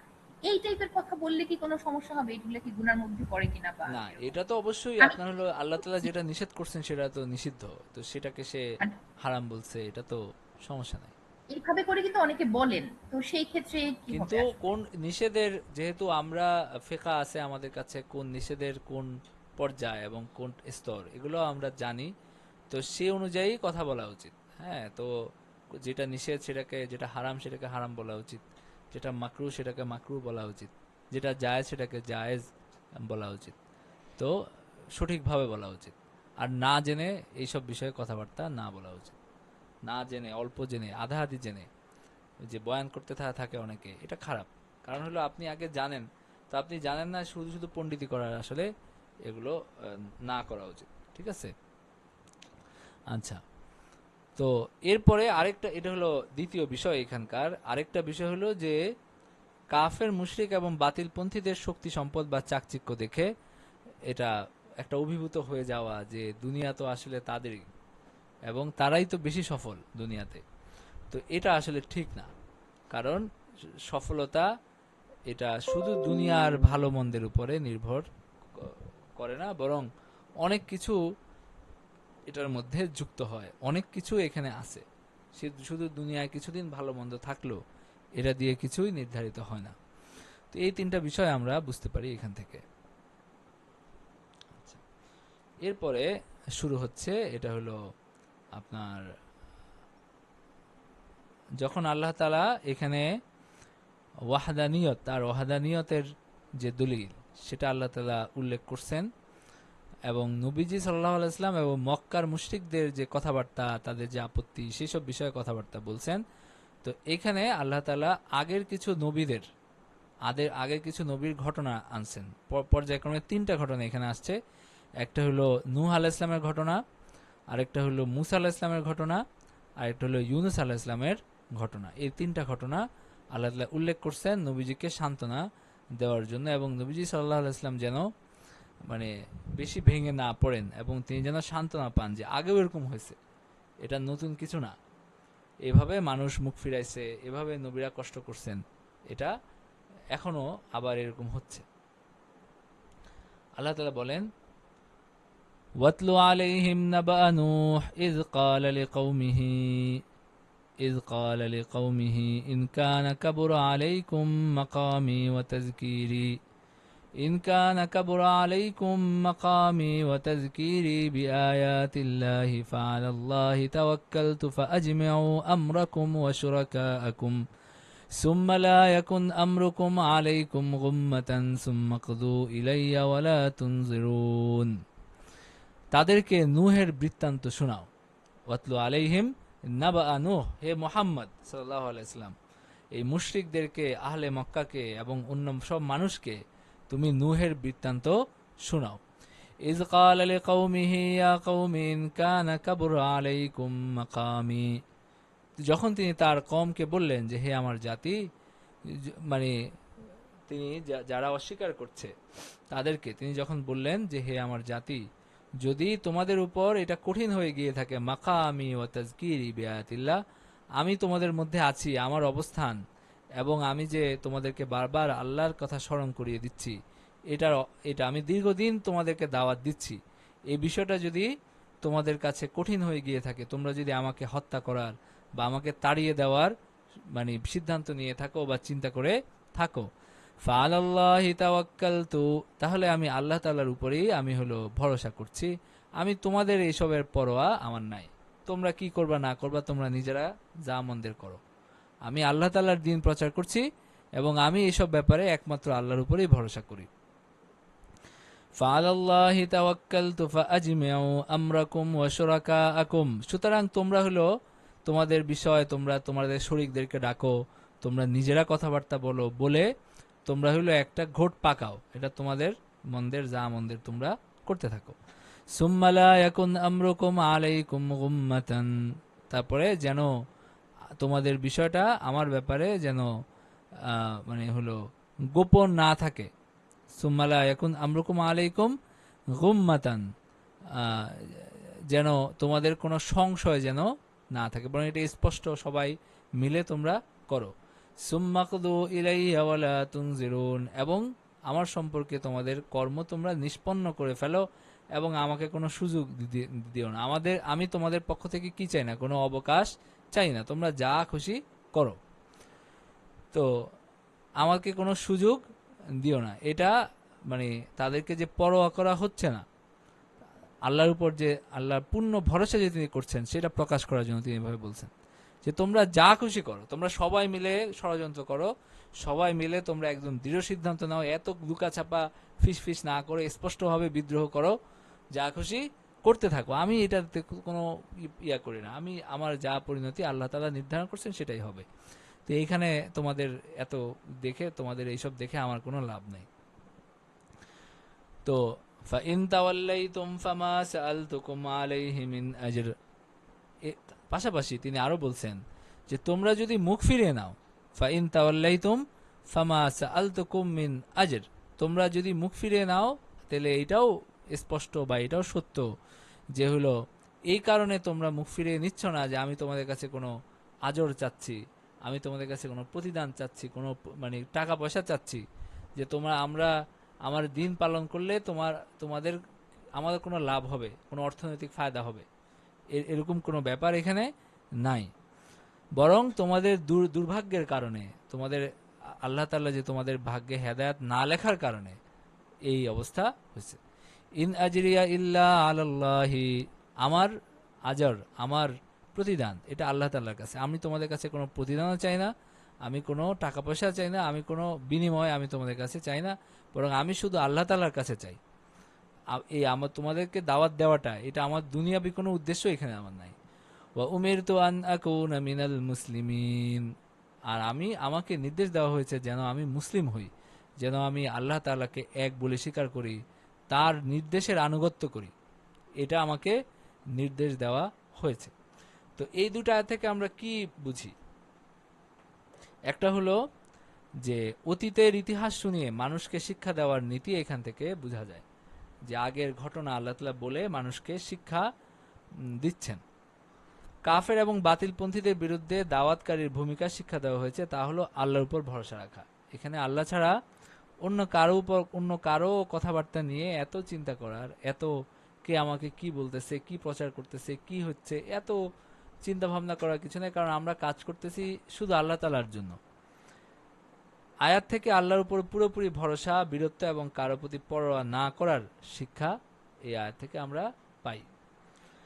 ৭২ নম্বর আয়াত থেকে, দ্বীনি দাওয়াতের বিনিময়ে কোনো পারিশ্রমিক গ্রহণ করা উচিত নয়, বেশি প্রয়োজন হলে নেওয়া যেতে পারে, এটা জায়েজ, কিন্তু কোনো পারিশ্রমিক ছাড়া যে দ্বীনের দাওয়াত দেওয়া, এটাই হলো নবীদের পন্থা এবং এটাই আইডিয়াল বা আদর্শ পন্থা। দ্বীনের দায়ী আল্লাহ তাআলার কাছ থেকে, তাও মানে দাওয়াতের যথাযথ পারিশ্রমিক লাভ করবে। অতএব তার দাওয়াতে কেউ সাড়া না দিলেও তাতে হতাশ হওয়ার কিছু নাই, তার পারিশ্রমিক সে আল্লাহ তাআলার কাছে পাবে। তো দ্বীনের যে দায়ী, যে হলো আল্লাহ তাআলার দ্বীনের দাওয়াত দেয়, সে তো আল্লাহ তাআলার কাছে এটার প্রতিদান পাবে। সুতরাং দুনিয়ায় কেউ আমার দাওয়াত নিল না নিল, কয়জন মানুষ উপকৃত হলো, তাতে আসলে তেমন কিছু যায় আসে না। আল্লাহ তাআলার জন্য কাজ করতেছি, যে কয়জনের ফায়দা হয় সেইটুকুই আমার ক্ষমতা আছে, বাকিটা আল্লাহ তাআলার হাতে, আল্লাহ তাআলা এটার প্রতিদান দিবেন। তো এটা হলো বিষয়। এই বিষয় দুটা আমরা এই আয়াত দুটা থেকে বুঝতে পারি। এরপরে আল্লাহ তাআলা বলছেন, فكذبوه فنجيناه ومن معه في الفلك وجعلناهم خلائف وأغرقنا الذين كذبوا بآياتنا فانظر كيف كان عاقبة المنذرين فكذبوه فنجيناه ومن معه في الفلك। তারপরে তারা তাদের ওই মানে নূহ আলাইহিস সালামের যে কওম, তারা হলো তাদের এই অবিশ্বাসের উপর অটল থাকলো, তারা নূহ আলাইহিস সালামের মানে বিরোধিতায় তারা অটল থাকলো। শেষ পর্যন্ত যেটা হলো সেটা হলো আল্লাহ তাআলা, অন্য আয়াতে আরো বিস্তারিত আছে অন্য জায়গায়, যে আল্লাহ তাআলা ঝড় প্রেরণ করলেন এবং এর আগেই নূহ আলাইহিস সালামকে একটা নৌকা বানানোর নির্দেশ দিয়েছিলেন, সেই নৌকায় করে আল্লাহ তাআলা তাদেরকে মুক্তি দিয়ে দিলেন। ওয়াজআলনাহুম খালাইফা, এবং আমি তাদেরকে জমিনের আমি প্রতিনিধি বানাইলাম। এই যারা নূহ আলাইহিস সালামের সাথে যারা ছিল, যারা মুমিন, তারাই পরে দুনিয়া আবাদ করছে। এই কারণে আমাদের সবার মানে আদি পিতা কে? হযরত নূহ আলাইহিস সালাম, আদম আলাইহিস সালাম যেমন, একইভাবে নূহ আলাইহিস সালাম এবং তার সাথে যে মুমিনরা ছিল তারাও আমাদের আদি পিতা। ওয়াজআলনাহুম খালাইফা ফিল আরদ, একইভাবে আমি তাদেরকে জমিনের প্রতিনিধি নিযুক্ত করলাম। তারাই তখন জমিনে ছিল এবং জমিন আবাদ করছে, বাকি সব ধ্বংস হয়ে গেছে। ওয়াগরাকনাল্লাযীনা কাযযাবু বিআয়াতিনা, এবং যারা মিথ্যা সাব্যস্ত করছে আমার আয়াতকে, তাদেরকে আমি ধ্বংস করে দিলাম একটা ঝড়ের মাধ্যমে, বন্যার মাধ্যমে, তুফানের মাধ্যমে। ফানজুর কাইফা কানা আকিবাতুল মুনজারিন, অতএব তুমি দেখো যে যাদেরকে সতর্ক করা হয়েছে তাদের পরিণতি কেমন হয়। যাদেরকে একটা হলো যে ঠিক আছে দুনিয়ায় রাসূল নাই, কোনো হেদায়েতের আলো নাই, সবাই একমত চলতেছে, এটা একরকম, কিন্তু আল্লাহ তাআলা রাসূল প্রেরণ করছেন, দুনিয়াবাসীকে আল্লাহ তাআলা হেদায়েত দিয়েছেন, সতর্ক করছেন। এরপরে যারা অবিশ্বাস করে, যারা আল্লাহর দ্বীন থেকে দূরে থাকে, তাদের পরিণতি কেমন হয় সেটা তোমরা দেখো। তো এটার উদ্দেশ্য হলো যে আপনার হলো নবীজিকে সান্ত্বনা দেওয়া এবং মক্কার কাফেরদেরকে সতর্ক করা যে যেভাবে নূহ আলাইহিস সালামের জাতিকে আল্লাহ তাআলা ধ্বংস করে দিয়েছেন, একইভাবে আল্লাহ তাআলা এই মক্কাবাসীকেও আল্লাহ তাআলা ধ্বংস করে দিতে পারেন, কারণ তাদেরকেও সতর্ক করা হয়েছে, তাদেরকেও সতর্ক করা হয়েছে। সুতরাং তাদের অপরাধ আর নূহ আলাইহিস সালামের জাতির অপরাধ প্রায় মানে একই একই রকম আর কি, এটা বোঝা যায়। তো এই দুটো আয়াত থেকে আমরা যে এই দুইটা শিক্ষা, তিনটা শিক্ষা আমরা পাই। একটা হলো যে যেই সব সম্প্রদায়ের ভয়াবহ পরিণতির কথা জানা যায়, যাদেরকে সতর্ক করা হয়েছে এবং আখিরাতের ভীতি প্রদর্শন করা হয়েছে, কিন্তু এরপরও তারা কুফরিতে লিপ্ত হয়েছে যারা, তাদের ভয়াবহ পরিণতির কথা এখান থেকে আমরা জানতে পারি। আরেকটা হলো যে আয়াতে প্রথমে নাজাত দানের বিষয় উল্লেখ করা হয়েছে, ডুবিয়ে দেওয়ার বিষয়টা পরে আলোচনা আসছে। এতে ইঙ্গিত রয়েছে যে আল্লাহ তাআলার রহমত তার গজবের থেকে আগে আসে। আল্লাহ আগে কি করছেন? আগে ব্যবস্থা করছেন যারা তার উপর বিশ্বাসী তাদেরকে মুক্তি দেওয়ার, তারপরে তার শাস্তি আসছে। আল্লাহ তাআলার রহমত আসছে আগে, যারা মুমিন তাদের প্রতি আল্লাহ তাআলা রহম করছেন আগে, এরপরে গজব আসছে। তো এখানে উল্লেখ করছেন আল্লাহ তাআলা রহমের কথা আগে উল্লেখ করছেন। আযাবপ্রাপ্ত কওমের অবস্থা নিয়ে চিন্তা ভাবনা আমাদের করা উচিত, যে তাদের এই দুনিয়াতে কত মানুষ দুনিয়াতে ছিল, এবং এই যে গত 1400 বছরে নবীজি সাল্লাল্লাহু আলাইহি ওয়াসাল্লামের পর থেকেও যত ঘটনা দুনিয়াতে হয়েছে, আমরা দেখতে পাই যে কিভাবে আল্লাহ তাআলার এই যে উত্থান পতন, মানুষের যে উন্নতি তারপরে ধ্বংস হয়ে যাওয়া, এই সব কিছু আমাদের নিয়ে আমাদের পড়াশোনা করা উচিত, চিন্তা ভাবনা করা উচিত, এবং আমাদের সাফল্যের যে পথ সেই পথে চলা উচিত। আচ্ছা, এরপরে আল্লাহ তাআলা বলছেন, সুম্মা বা'আসনা মিন বাদিহি রুসুলান ইলা কওমিহিম ফাজাউহুম বিল বাইয়িনাত সুম্মা বা'আসনা মিন বাদিহি রুসুলান ইলা কওমিহিম ফাজাউহুম বিল বাইয়িনাতি ফামা কানু লিয়ুমিনু বিমা কাযযাবু বিহি মিন ক্বাবল কাযালিকা নাতবাউ আলা কুলুবিল মুতাদিন। তারপরে আমি আরো অনেক রাসূল প্রেরণ করছি, তারা আমার আয়াত সমূহ নিয়ে দুনিয়াতে আসছে। মানে সুম্মা বা'আসনা মিন বাদিহি রুসুলান ইলা কওমিহিম, মানে নূহ আলাইহিস সালামের পরে আমি তার কওমের কাছে আমি হুদকে প্রেরণ করছি, সালেহকে প্রেরণ করছি, লূতকে প্রেরণ করছি, ইব্রাহিমকে, শুআয়বকে আমি প্রেরণ করছি। এবং তারা সবাই এই যে মুজিজা নিয়ে আসছে, দলিল নিয়ে আসছে। ফামা কানু লিয়ুমিনু বিমা কাযযাবু বিহি মিন ক্বাবল, আর মানুষের মধ্যে কিছু মানুষ অবিশ্বাসী ছিল, তারা আল্লাহ তাআলার দ্বীনকে গ্রহণ করতে চায় নাই, এবং তারা হলো এই পূর্বের যারা ধ্বংস হয়ে গেছে তাদের পথে তারা চলছে, এবং তারাও ধ্বংস হয়ে গেছে। কাযালিকা নাতবাউ আলা কুলুবিল মুতাদিন, এইভাবে যারা সীমা লঙ্ঘন করে তাদের অন্তরে আল্লাহ তাআলা মোহর মেরে দেন। এত দৃষ্টান্ত সামনে থাকার পরেও তারা আবার সেই একই পথে যায়, আবার তারা ধ্বংস হয়ে যায়। তো এ আয়াত থেকে আমরা বুঝতে পারি যে হযরত নূহ আলাইহিস সালামের পর দুনিয়াতে বহু রাসূল আসছে, আর একবার মিথ্যাচারিতা, এবং মানুষ বারবার কি করে, ওই যারা মিথ্যাচার, কিছু মানুষ আছে যারা ওই ধ্বংসপ্রাপ্তদের পথে তারা চলে। তো মানুষের ক্ষেত্রে আল্লাহ তাআলার স্বাভাবিক নীতি হলো যে মানুষ অবাধ্যতায় বেশি করে লিপ্ত হলে আপনা আপনি তাদের অন্তরে মোহর মেরে দেওয়া হয়, এবং পরিণতিতে ঈমান এবং হেদায়েত থেকে বঞ্চিত হয়ে যায়। যারা অতিরিক্তভাবে জুলুমে জড়িত হয় তাদের আসলে মানে আর অন্তর আর হেদায়েত গ্রহণ করার উপযোগী আর হয় না। যারা হলো দেখবেন যে একটু ভালো থাকে, একসময় তারা হেদায়েত পায়, একসময় যাদের অন্তরটা শুদ্ধ থাকে, মানে মানুষের ক্ষতি করা, এই যে কলুষিত কাজকর্ম বেশি বেশি করে করা, এরকম করে যেটা হয় তাদের অন্তরটা, ওই যে আছে না যে হাদিসে আছে যে একটা গুনাহ করলে একটা কালো দাগ পড়ে, এরপর আরেকটা গুনাহ করলে এভাবে অন্তরটা যখন কালো হয়ে যায় পুরা, তখন এখানে আর কোনো ভালো কিছু আর আসে না। আরেকজন মানুষ, সে ঠিক আছে, সে দিন থেকে দূরে আছে, কিন্তু তার মধ্যে ন্যায়বোধ আছে, মানে সে ন্যায় অন্যায় বুঝে, কার উপর অন্যায় হলে সে বুঝে এবং সে প্রতিবাদ করে। তার অর্থ কি? তার মানে তার মধ্যে এখনো ন্যায় অন্যায়ের বোধ আছে। আমার শত্রু আমার সাথে তার বিশ্বাসে মিলে না দেখে তার উপরে যে কোনো কিছু হোক এটা আমি সমর্থন করছি, এর মানে হলো এরা হলো জালেম, এবং এদের মধ্যে কোনো ন্যায় অন্যায় বোধ নাই। আরেকজনের মধ্যে কি আছে? ন্যায় অন্যায় বোধ আছে। তখন তার অন্তরটা হেদায়েত গ্রহণ করার জন্য বেশি উপযুক্ত থাকে। আর যারা ওই ধরনের ওই পথে চলে যায় তারা হলো অন্তরে মোহর মেরে দেওয়া হয়, এদের আর হেদায়াত হয় না। তো এটা আমরা এখান থেকে বুঝতে পারি। আচ্ছা, এরপরে আল্লাহ তাআলা বলছেন মুসা আলাইহিস সালামের ঘটনা বর্ণনা করা হচ্ছে। মুসা আলাইহিস সালামের ঘটনাটুকু আমরা এখানে কিছু অংশ আমরা এই রুকুর মধ্যে আছে, আমরা পড়ে ফেলি।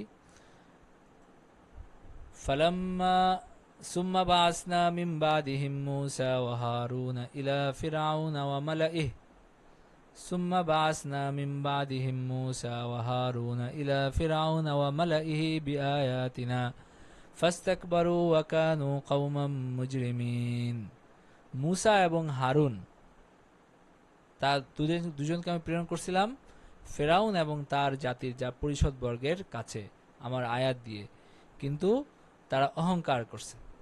মানে মুসা এবং হারুনকে, এই যে আপনার হলো এই রাসূলদের পরে আমি এই যে নূহ আলাইহিস সালামের পরে সরাসরি মুসার কথা আসছে, যদিও আরো অনেক রাসূল আছে, এই কারণে এর আগের আয়াতে কি বলা হয়েছে যে আরো অনেক রাসূল আমি প্রেরণ করছি।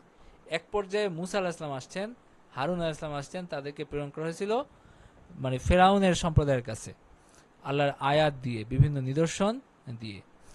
এখানে সূরা আরাফে আল্লাহ তাআলা বলছেন যে তাদেরকে 9টা নিদর্শন দেওয়া হয়েছে, তাদেরকে 9 বার তাদেরকে সতর্ক করা হয়েছে, বিভিন্ন স্পষ্ট নিদর্শন তারা দেখছে আল্লাহ তাআলার। এরপরেও যদি কেউ অবিশ্বাসের পথে থাকে তাহলে তো শাস্তি আসাটাই স্বাভাবিক। তো ফাস্তাকবারু ওয়া কানু কওমান মুজরিমিন, তারা হলো অহংকার করছে এবং তারা ছিল মানে অপরাধী সম্প্রদায়।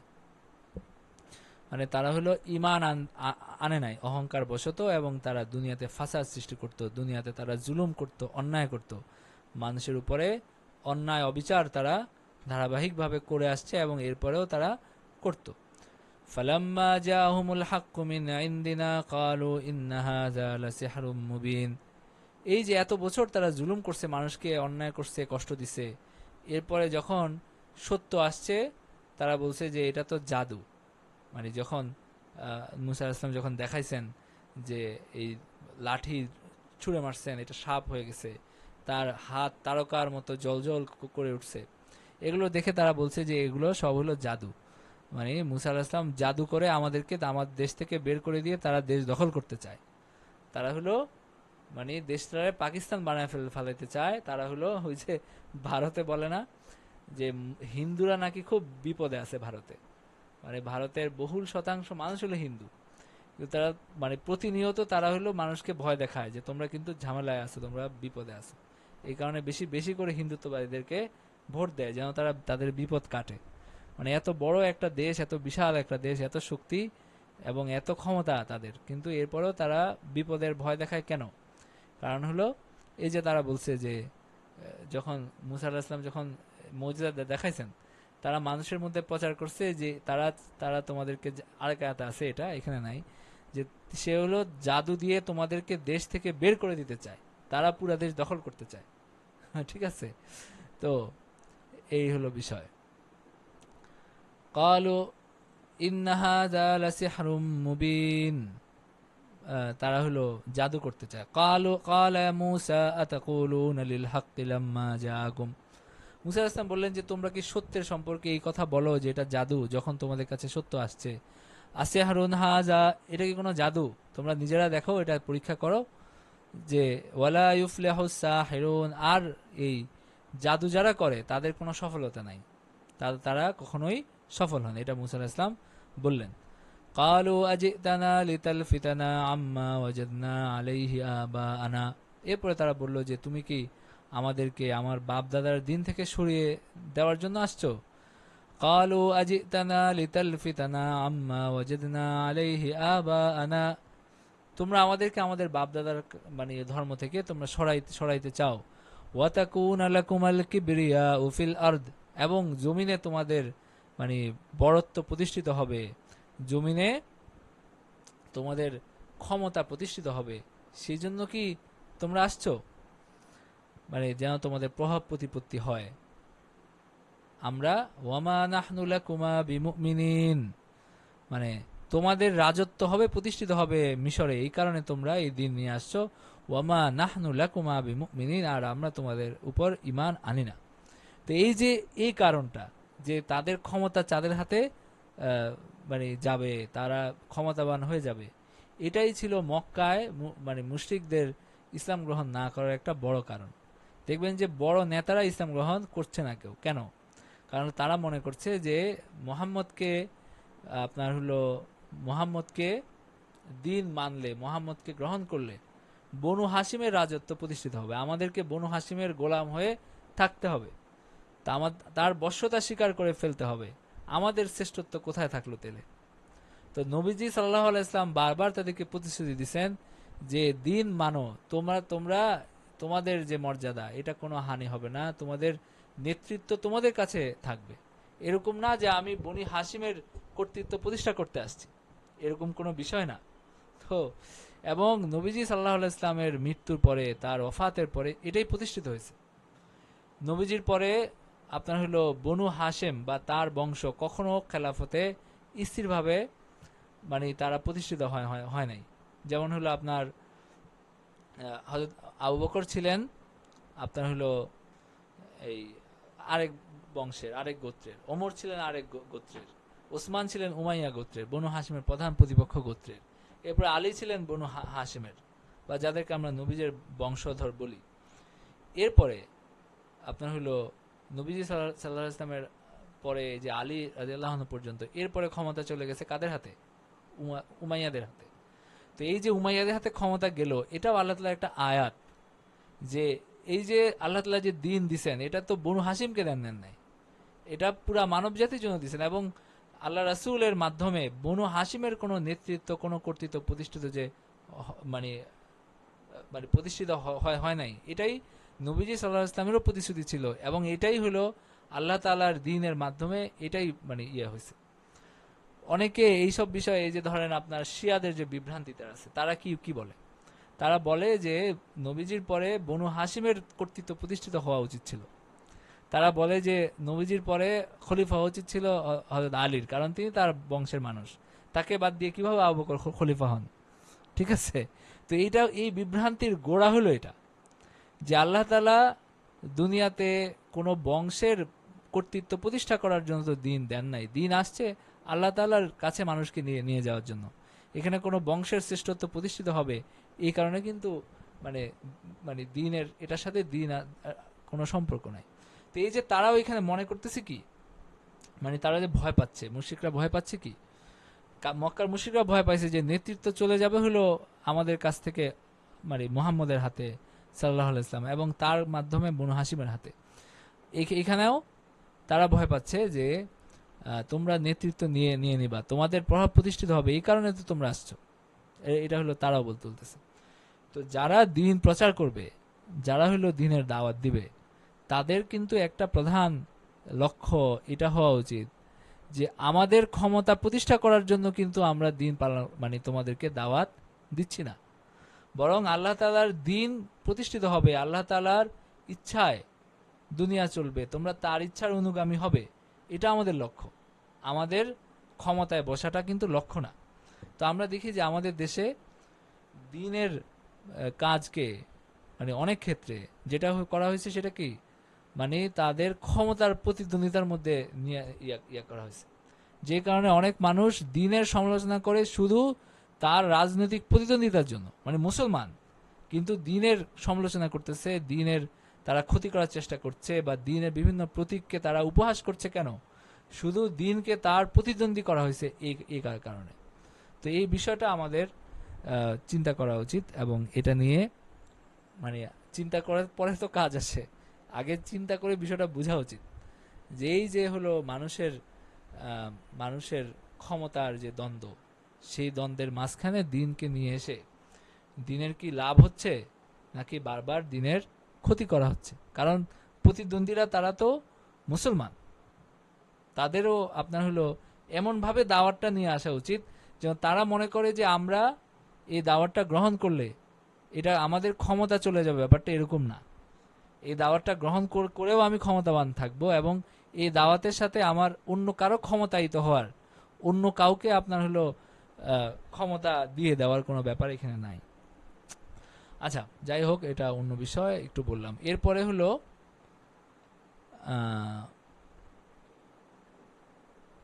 তো তারা বলল যে তোমাদের নেতৃত্ব, তোমাদের কর্তৃত্ব প্রতিষ্ঠিত হবে, এই কারণে তোমরা আসছো। ওয়াকাল ফিরাউন তুনি বিকুল্লি সাহিরিন আলিম। এরপরে ফেরাউন বলল যে তাদেরকে নিয়ে আসো, মানে আমার কাছে নিয়ে আসো, সব জ্ঞানী জাদুকরকে আমার কাছে নিয়ে আসো। ফালাম্মা আলকাউ ক্বালা মূসা মা জিতুম বিহি সিহর, ফালাম্মা আলকাউ ক্বালা মূসা মা জিতুম বিহি সিহর। এরপরে না, ওয়াকাল ফিরাউন তুনি বিকুল্লি সাহিরিন আলিম। ফেরাউন নির্দেশ দিল যে সব জাদুকরদেরকে আমার কাছে নিয়ে আসো, সে জাদুর পরীক্ষা করবে বা যাচাই করে দেখবে। ফালাম্মা জা আস-সাহারাতু ক্বালা লাহুম মূসা আলকু মা আনতুম মুলকুন। এখানে খুব সংক্ষেপে বলা হচ্ছে যে যখন সবাইকে প্রথমত কি কি হলো, এলাকায় এলাকায় ডেরা পিটিয়ে বলা হলো যে যারা জাদুকর আছে, তখন ছিল একটা জাদুর একটা রমরমা যুগ, মানে অনেক বড় ক্ষমতাবান জাদুকর ছিল যাদের জাদু দেখে মানুষ মানে থম লেগে যেত, এই ধরনের। তো তাদের সবাইকে নিয়ে আসা হলো রাজপ্রাসাদে, তাদেরকে খাওয়ানো হলো। পরের দিন জাদু দেখানো হবে, একটা দিন নির্দিষ্ট করা হলো যেদিন এই জাদুর খেলা দেখানো হবে এবং যেদিন মুসা আল্লাহ ইসলামের সাথে তাদের জাদুর প্রতিদ্বন্দ্বিতা হবে। তো এরপরে এখানে খুব সংক্ষেপে বলে দেওয়া হয়েছে যে যখন জাদুকরদেরকে নিয়ে আসা হলো, তখন মুসা আল্লাহ ইসলাম বললেন যে তোমরা কি ছুড়ার তোমরা ছোড়ো, তোমাদের যে রশি, তোমার যে লাঠি, এগুলো তোমরা ছুঁড়ে ফেলো, দেখি কি হয়। ঠিক আছে। ফালাম্মা আলকাউ ক্বালা মূসা মা জিতুম বিহি সিহর। এরপরে যখন তারা ছুঁড়ে ফেললো, তারা যখন মানে এইটা যখন এই লাঠি এবং রশি যখন ছুঁড়ে ফেলছে, মুসা আলাইহিস সালাম বলছেন মা জিতুম বিহি সিহর, তোমরা যেটা নিয়ে আসছো এটা হলো জাদু। ইন্নাল্লাহা সায়ুবতিলু, আল্লাহ তাআলা অবশ্যই এটাকে বাতিল করবেন। ইন্নাল্লাহা লা ইউসলিহু আমালাল মুফসিদিন, আল্লাহ অশান্তি সৃষ্টিকারীদের কর্মকে সার্থক করেন না। আল্লাহ তাআলা অশান্তি সৃষ্টিকারীদের মানে কর্মকে আল্লাহ তাআলা কি করেন না, সফল করেন না। তো ফালাম্মা আলকাউ ক্বালা মূসা মা জিতুম বিহি সিহর,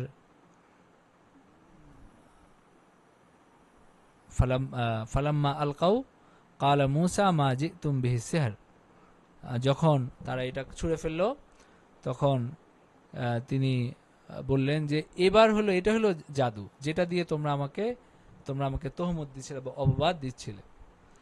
মানে আমি যেটা দেখাচ্ছিলাম সেটা জাদু না, তোমরা সেটাকে বলতেছো জাদু, আর তারা যেটা দেখাইছে এটা হলো জাদু। তখন তিনি এটা বললেন ইন্নাল্লাহা সায়ুবতিলুহু, আল্লাহ এটাকে বাতিল করে দিবেন, কারণ জাদুর কোনো স্থায়িত্ব নাই এবং আল্লাহ তাআলা অসারতা আল্লাহ তাআলা প্রকাশ করে দিবেন। ইন্নাল্লাহা লা ইউসলিহু আমালাল মুফসিদিন, আল্লাহ তাআলা ইন্নাল্লাহা লা ইউসলিহু আমালাল মুফসিদিন, আল্লাহ তাআলা এই অশান্তি সৃষ্টিকারীদেরকে তিনি সফলতা দেন না। ওয়া ইউহিক্কুল্লাহুল হাক্কা বিকালিমাতিহি, আর আল্লাহ তাআলা প্রতিষ্ঠা করেন, মানে প্রতিষ্ঠিত করেন আপনার সত্যকে তার কালেমার মাধ্যমে, তার পবিত্র কালেমার মাধ্যমে আল্লাহ তাআলা সত্যকে প্রতিষ্ঠিত করেন, দলিলের মাধ্যমে, কালেমার মাধ্যমে। ওয়ালাউ কারিহাল মুজরিমুন, যদিও অপরাধীরা এটাকে মানে পছন্দ করে না, এই কাফের ফাজারা তারা এটাকে পছন্দ করে না, তারা অপ্রীতিকর মনে করে, কিন্তু আল্লাহ তাআলা অবশ্যই তার বাণী অনুযায়ী সত্যকে প্রতিষ্ঠিত করেন। সত্যকে কিসের মাধ্যমে প্রতিষ্ঠা করেন? সবসময় কি ক্ষমতার মাধ্যমে? সবসময় ক্ষমতার মাধ্যমে না, বরং অনেক সময় দলিলের মাধ্যমে। যেমন এখন দুনিয়ায় ইসলামপন্থীদের বা মুসলমানদের ক্ষমতা তো কম, কিন্তু এরপরেও দেখবেন যে আমি ওই যে কালকে আমার এক মানে আমাদের এক বড় ভাই, তিনি দক্ষিণ কোরিয়ায় তিনি হলেন একটা মসজিদের ইমাম বা খতিব হিসেবে দায়িত্ব পালন করছেন। তো তিনি আসলেন, তিনি বললেন যে প্রচুর মানুষ ইসলাম গ্রহণ করে দক্ষিণ কোরিয়ায়। তো অনেক মানুষ এসে ইসলাম গ্রহণ, কেন? মানে হলো আপনার অন্যান্য ধর্মে যে কনভার্সন রেট এটা কিন্তু কম। মানে দুনিয়া আপনি দেখবেন যে খ্রিস্টানরা ক্ষমতাবান বেশি, তাদের অস্ত্র, তাদের হলো মানে টাকা পয়সা, দাপট, সব কিছুতে তাদের বেশি। এরপরেও তো আপনার হলো তাদের ধর্মে কনভার্সনের চেয়ে মুসলমানদের ইসলাম গ্রহণ করার মানে হার কেন বেশি, এবং খ্রিস্টান থেকে এত মানুষ কেন ইসলাম গ্রহণ করছে? কারণ হলো মানে আল্লাহ তাআলা তার দ্বীনকে বিজয়ী রাখছেন, এই যে তার যে দলিলাদিল্লাহ এবং এটার যে সত্যতা, এই সত্যতাকে প্রতিষ্ঠিত করার মাধ্যমে। এটা তো মানুষের কাছে বেশি যৌক্তিক মনে হয়, মানুষের কাছে বেশি আল্লাহ তাআলা কাছাকাছি নিয়ে যাইতে পারতেছে এই ধর্মটা।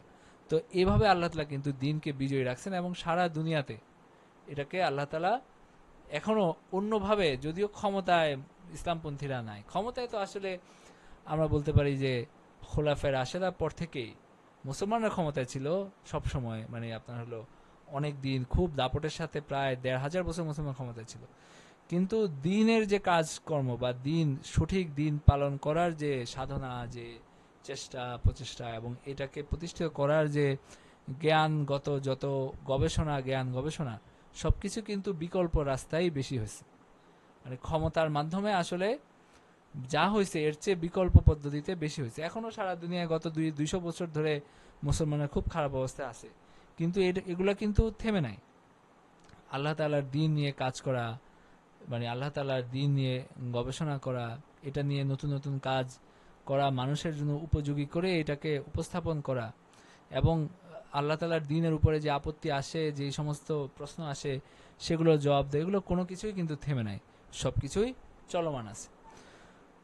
তো আল্লাহ তাআলা তার দ্বীনকে প্রতিষ্ঠিত করেন তার বাণী অনুযায়ী, এবং কাফেররা এটাকে অপছন্দ করলেও সেটা প্রতিষ্ঠিত থাকে। আচ্ছা, তো এই পর্যায়ে এই হলো ৮ নম্বর রুকু শেষ হলো। তো বলেন এখানে কি শিক্ষা নির্দেশনা আমরা পাই এই আয়াতগুলো থেকে?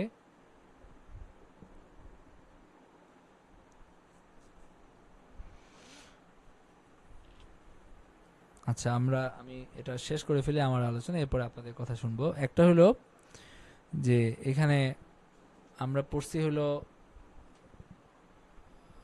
৭৩ নম্বর আয়াত থেকে, সম্ভবত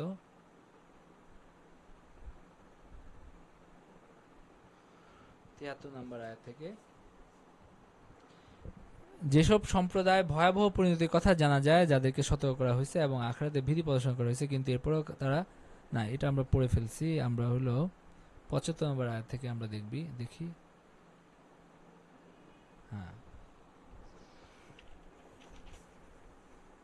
৭৫ নম্বর আয়াতে মুসা আলাইহিস সালাম এবং হারুন আলাইহিস সালামের যে আগমন হয়েছে নূহ আলাইহিস সালামের পরে, সেই কথা বলা হয়েছে।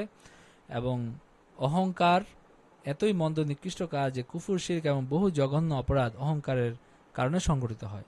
এটা আমরা বুঝতে পারি এখান থেকে যে তারা কাফের থাকতেছে কেন, তাদের অহংকারের কারণে, এবং তারা ছিল অপরাধী সম্প্রদায়। তারা এই যে অহংকারের কারণে তারা দিন থেকে দূরে সরে গেছে। তো এই অহংকার আমাদের বর্জন করতে হবে, আমাদের স্বভাব থেকে অহংকারকে দূর করতে হবে। তো অহংকার মানে কি? অহংকার মানে হলো সত্য এটাকে গ্রহণ না করা, মানে অন্যকে তুচ্ছ মনে করা। এটা হলো একটা জিনিস, হাদিসে আসছে অহংকারের এই সংজ্ঞাটা।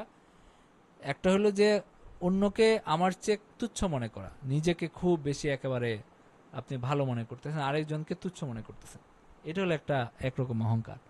আরেকটা হলো যে আপনি বুঝতে পারতেছেন যে আপনার বিপরীত পক্ষ যা বলতেছে সেটাই সত্য, আপনার বিপরীত পক্ষ যা কথাবার্তা বলতেছে সেটা, কিন্তু আপনি অহংকারের কারণে সেটা গ্রহণ করছেন না। এটা যদি দিনই বিষয় নাও হয়, মানে আপনি বুঝতেছেন, মানে অনেক সময় আছে না যে আপনি তর্ক করতে করতে এক পর্যায়ে বুঝতে পারতেছেন যে আসলে আমার কথা তো আসলে ঠিক না, তার কথাই ঠিক, কিন্তু আপনি অহংকারের কারণে সেটা গ্রহণ করছেন না, সত্য কথা আপনি গ্রহণ করছেন না। এটা হলো আরেক রকম অহংকার। আরেকটা হলো মানুষকে তুচ্ছ মনে করা, এটাকে বলা হয় অহংকার। আচ্ছা, ৭৬ নম্বর আয়াতে ফেরাউন এবং তার যে সভাসদ তারা মুজিজাকে জাদু মনে করছিল, এই কথা আসছে। এবং হক এবং সত্য সম্পর্কে বিভিন্ন রকম ভিত্তিহীন মন্তব্য করা যে কাফেরদের চিরচারিত স্বভাব, সেই কথা। যেমন নবীজি সাল্লাল্লাহু আলাইহি ওয়াসাল্লামের যুগেও একইভাবে নবীজিকে জাদুকর বলা হয়েছে, একইভাবে তাকে কবি বলা হয়েছে, তাকে কাহেন বলা হয়েছে, অনেক কিছু বলা হয়েছে। ৭৭ নম্বর আয়াতে আমরা দেখছি যে মুজিজা এবং কারামত জাদুর অনুরূপ হলে এগুলো জাদু নয়, এবং জাদুকর কখনো সফল কাম হতে পারে না।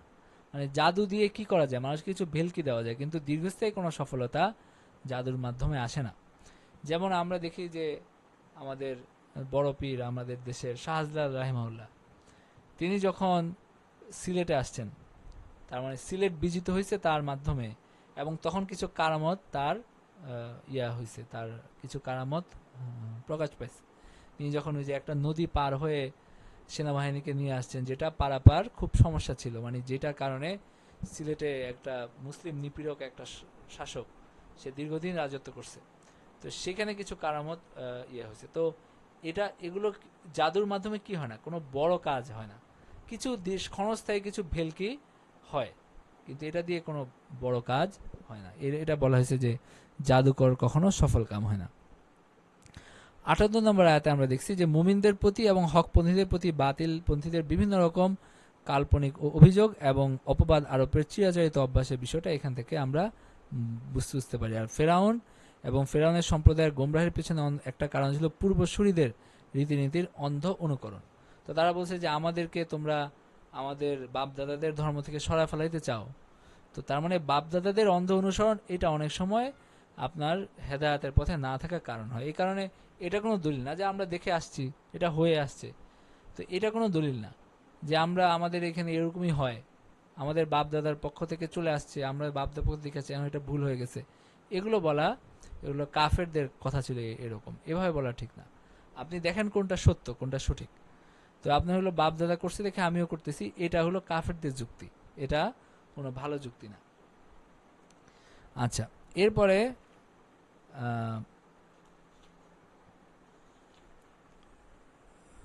৭৯ এবং ৮০ নাম্বার আয়াতে আমরা বুঝতে পারি যে ফেরাউন জাদু দিয়ে মুজিজার মোকাবেলা করতে চেয়েছিল। আর আয়াত দ্বারা প্রমাণিত হয় যে নিঃসন্দেহে জাদুর অস্তিত্ব আছে, তবে জাদু শেখা এবং এর ব্যবহার করা হারাম। জাদুর অস্তিত্ব আছে এটা বোঝা যায়, কারণ কিছু ভেলকি তারা দেখাইতে পারছে, কিন্তু এটার জাদু শিখা এবং জাদুর ব্যবহার এটা হারাম, এটা মুসলমানদের জন্য কোনো জায়েজ কাজ না। ব্ল্যাক ম্যাজিক যেটা কুফরি কালাম, এটা হারাম। হককে প্রতিষ্ঠিত এবং বাতিলকে পর্যদস্ত করার জন্য মোকাবেলা অবতীর্ণ হওয়ার নীতি প্রমাণিত হয়, যেমন মুসা ইসলাম করছিলেন। মানে হককে প্রতিষ্ঠা করার জন্য আপনি একটা বিতর্ক বা এইভাবে দ্বন্দ্বে অবতীর্ণ হওয়া যায়, এবং মুসা ইসলাম আল্লাহ তাআলার নির্দেশে এখানে অবতীর্ণ হয়েছিলেন। ৮১ নম্বর আয়াত থেকে আমরা বুঝতে পারি নবীদের মুজিজা এবং বেঈমান লোকদের অলৌকিক কিছু ঘটনা ঘটানো আর জাদু এটা এক জিনিস না। জাদুর ক্রিয়া অচিরেই খতম হয়ে যায়, আর জাদুকররা কিছুতেই সফল কাম মানে তাদের কোনো সাফল্য নাই আর কি। আয়াতে জাদুকরদেরকে ফাসাদকারী আখ্যায়িত করা হয়েছে, আর ফাসাদের শাস্তি হলো মৃত্যুদণ্ড, তাই জাদুকরদের শাস্তি হলো মৃত্যুদণ্ড। মানে এখানে আয়াতে মুফসিদ বলা হয়েছে, আর এটা হলো খেলাফত আমলে খোলাফায়ে রাশেদার সময় জাদুকরদেরকে মৃত্যুদণ্ড দেওয়া হতো। যখন জানা যেত কেউ কুফরি কালাম করে, কেউ শয়তানের শক্তির সাহায্য নিয়ে মানুষের ক্ষতি করে, তাদেরকে মৃত্যুদণ্ডে দণ্ডিত করা হইতো, কারণ তারা যে কাজ করে এটা জঘন্য ভয়াবহ। আমাদের যে দেশের আইন কানুন এখানে কিন্তু এগুলো ধরে না, মানে এটা যেহেতু স্বীকারই করে না যে এগুলো দিয়ে কিছু হয়, মানে জাগতিক যে মানুষের যে বোধ বিশ্বাস সেখানে তো এটা স্বীকারই করে না যে এটাতে, তো যখন আপনার ক্ষতিটা স্বীকারই করে না, তো কিভাবে এটা করবেন, এটা প্রতিরোধ কিভাবে করবেন? তো এই কারণে দেখা যায় কিছু মানুষ কুফরি কালাম করতেছে, মানুষের ক্ষতি হচ্ছে, অনেক মানুষ আপনি দেখবেন যে এগুলোতে মানে সাফার করতেছে, ভুগতেছে অনেক মানুষ, কিন্তু এগুলোর কোনো প্রতিবিধান নাই কেন? কারণ আমাদের আইন তো এটা স্বীকারই করে না যে এখানে কিছু হচ্ছে। তো স্বীকার যদি না করেন তাহলে এটাকে প্রতিরোধ কেমনে করা হবে? কিন্তু আপনার যদি ইসলামী আইনে এই জাদু এটা একটা অপরাধ হিসাবে গণ্য হয়, দণ্ডযোগ্য অপরাধ হিসাবে গণ্য হয়। সাময়িকভাবে বিপর্যস্ত হলেও হকপন্থীদের ভাবনার কিছু নেই, কারণ আল্লাহ তাআলা হকের বিজয় দান করেন এবং হক প্রতিষ্ঠিত করেন, এটা তার ওয়াদা। আর হকের প্রতিষ্ঠাকে কখনো বাতিলপন্থীরা খুশি মনে মেনে নেয় না, কিন্তু বাতিলপন্থীদের এই অখুশি হওয়াতে কিছু যায় আসে না। আল্লাহ তাআলা যখন তার দ্বীনকে প্রতিষ্ঠিত করার প্রয়োজন মনে করেন তখন তিনি প্রতিষ্ঠিত করেন, এটা তাদের অপছন্দ করায় কিছু যায় আসে না। আচ্ছা, তো কারো কোনো প্রশ্ন বা কোনো আপনার হলো বিষয় থাকলে বলেন।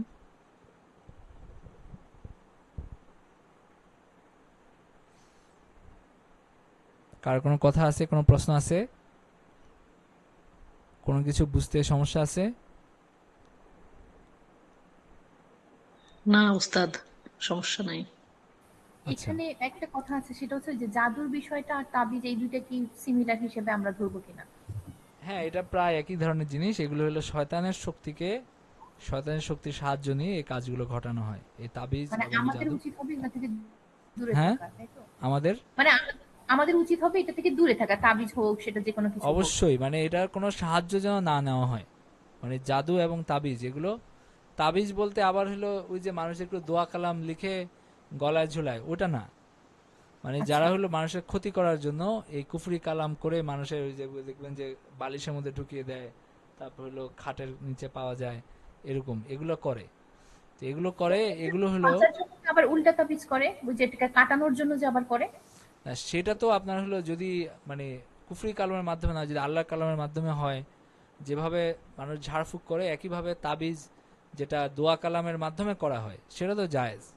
তো সেইভাবে যদি মানুষ এইটার প্রভাব কাটানোর চেষ্টা করে সেটাতে কোনো আহ, মানে ইয়া নাই, সেটা কোনো নিষিদ্ধ কিছু না। আমরা সাধারণ মানুষ তাহলে বুঝবো কিভাবে যে কে আসলে কোন প্রসেসে কাজ করতেছে? না, এটা তো আপনার আপনার তার প্রসেস, আপনার হলো তার প্রকৃতি, তার স্বভাব, তার চরিত্র, তারপরে এগুলো দেখেই তো মানুষ ইয়া করতে পারে সে কি মানুষের উপকার করতেছে নাকি আহ, ইয়া করতেছে, সেটাও তো বুঝতে পারা যায়। মানে আমাদের গ্রামে একেবারে মনে করেন গত সপ্তাহেরই দুইটা তিনটে ইনসিডেন্ট এরকম যে মেয়ে বিয়েতে রাজি হচ্ছে না, ও আরেক ছেলেকে পছন্দ করে, ওকে তাবিজ করতে নিয়ে যাও, আমাদের এলাকায় খোনার বলে, ওদের কাছে হুম। নিয়ে যাও। তারপরে আবার ধরেন কেউ একজন অসুস্থ, এই জিনিসটা বেশি হয় আর কি, কেউ অসুস্থ, তার অসুস্থতা সারতেছে না, তার মানে ওকে কেউ তাবিজ করছে, আবার এটা কাটাইতে চায়। এই টাইপের কিছু বিষয় আসে আর কি। হ্যাঁ, এগুলো তো কিছু বাড়াবাড়ি আছে, এগুলো কিছু অনেক সময় সত্যিকার হয়, অনেক সময় এগুলো মানুষ নিজেরা ধারণা করে। আর যাদের ব্যবসা, তারা নিজেদের ব্যবসা টিকানোর জন্য নানান ধরনের গালগপ্প করে। তো এর মাধ্যমে এগুলো মানে দেখা যায় যে প্রত্যেক ঘরে ঘরে ভূত, প্রত্যেক ঘরে ঘরে তাবিজ। হ্যাঁ, কারণ হলো তাদের ব্যবসা স্বার্থে সেটা তারা করে। কিন্তু কিছু ক্ষেত্রে বাস্তবতা আছে। এখন যেসব কোন ক্ষেত্রে আসলে বাড়াবাড়ি হচ্ছে, কোন ক্ষেত্রে বাস্তবতা আছে, এটা কিন্তু আমরা কমন সেন্স দিয়ে আমরা মানে এগুলো আমাদের ইয়ে করতে হবে যে আসলে কোন ক্ষেত্রে। যেমন হলো আপনি যেটা বলতেছেন যে সে কাউকে পছন্দ করে, প্রেমে প্রেমে পড়ছে, বলতেছে তাব তাব আবিষ্কার করছে। আবার অনেক সময় কুফরি কালাম করে তাকে ফেরানোর চেষ্টা করা, এগুলো কুফরি কালামের কোনো ধরনের সাহায্য নেওয়া এটা হারাম, এবং এগুলো করলে মানুষের ইমানের হানি হয়। তো সুতরাং এটা থেকে অবশ্যই দূরে থাকতে হবে, ঠিক আছে? জি। তবে দোয়া কালামের মাধ্যমে কেউ যদি আল্লাহ তালার যে দোয়া, হাদিসে বর্ণিত দোয়া, কোরআনে কোনো আয়াত, যেমন আমরা দেখতাম যে ছোটকালে আমরা দেখতাম যে কেউ যদি বাচ্চা বিছনায় পেশাব করে দেয়, বয়স হয়েছে এখন, হ্যাঁ, এটা আহ, প্রচুর দেখছি, প্রচুর রাতে আপনি কিন্তু অনেক। বিছনায় পেশাব করে দেয়, এই কারণে সূরা ইনশিকাক লিখে, না সূরা তারেক সম্ভবত, সূরা তারেক লিখে তার গলায় ঝুলাই দিত। এবং এটা কাজও হয়েছে, আমি দেখছি যে কাজও করত। তো এটা হলো আল্লাহ তাআলার বাণী, সেই বাণীর মধ্যে আপনার হলো এটা বরকতের নিয়তে কেউ যদি এটা করে, এটা তো কোনো খারাপ কিছু এখানে নাই, ঠিক আছে? সূরা তারেক বা সূরা ইনশিকাক সম্ভবত। তো এটা লিখে গলায় ঝুলাইতো এবং এটা আসলে কাজও করত। তো এই হলো বিষয় আর কি। তো এগুলো হলো আল্লাহ তাআলার বাণীর মাধ্যমে মানুষ কতভাবেই বরকত পাইতে চায়, এবং আল্লাহ তাআলা যদি বরকত দেন এটাও হইতে পারে, কারণ আল্লাহ তাআলা এই কোরআনের মধ্যে আল্লাহ তাআলা শিফা রাখছেন, আল্লাহ তাআলা এখানে অনেক ধরনের বরকত রাখছেন। এটাতে বিশ্বাস করা এটা দোষী কিছু না। আচ্ছা, তো ঠিক আছে, আমরা এখানে ক্লাস শেষ করে দিচ্ছি। ওয়া আখিরু দাওয়ানা আনিল হামদুলিল্লাহি রাব্বিল আলামিন।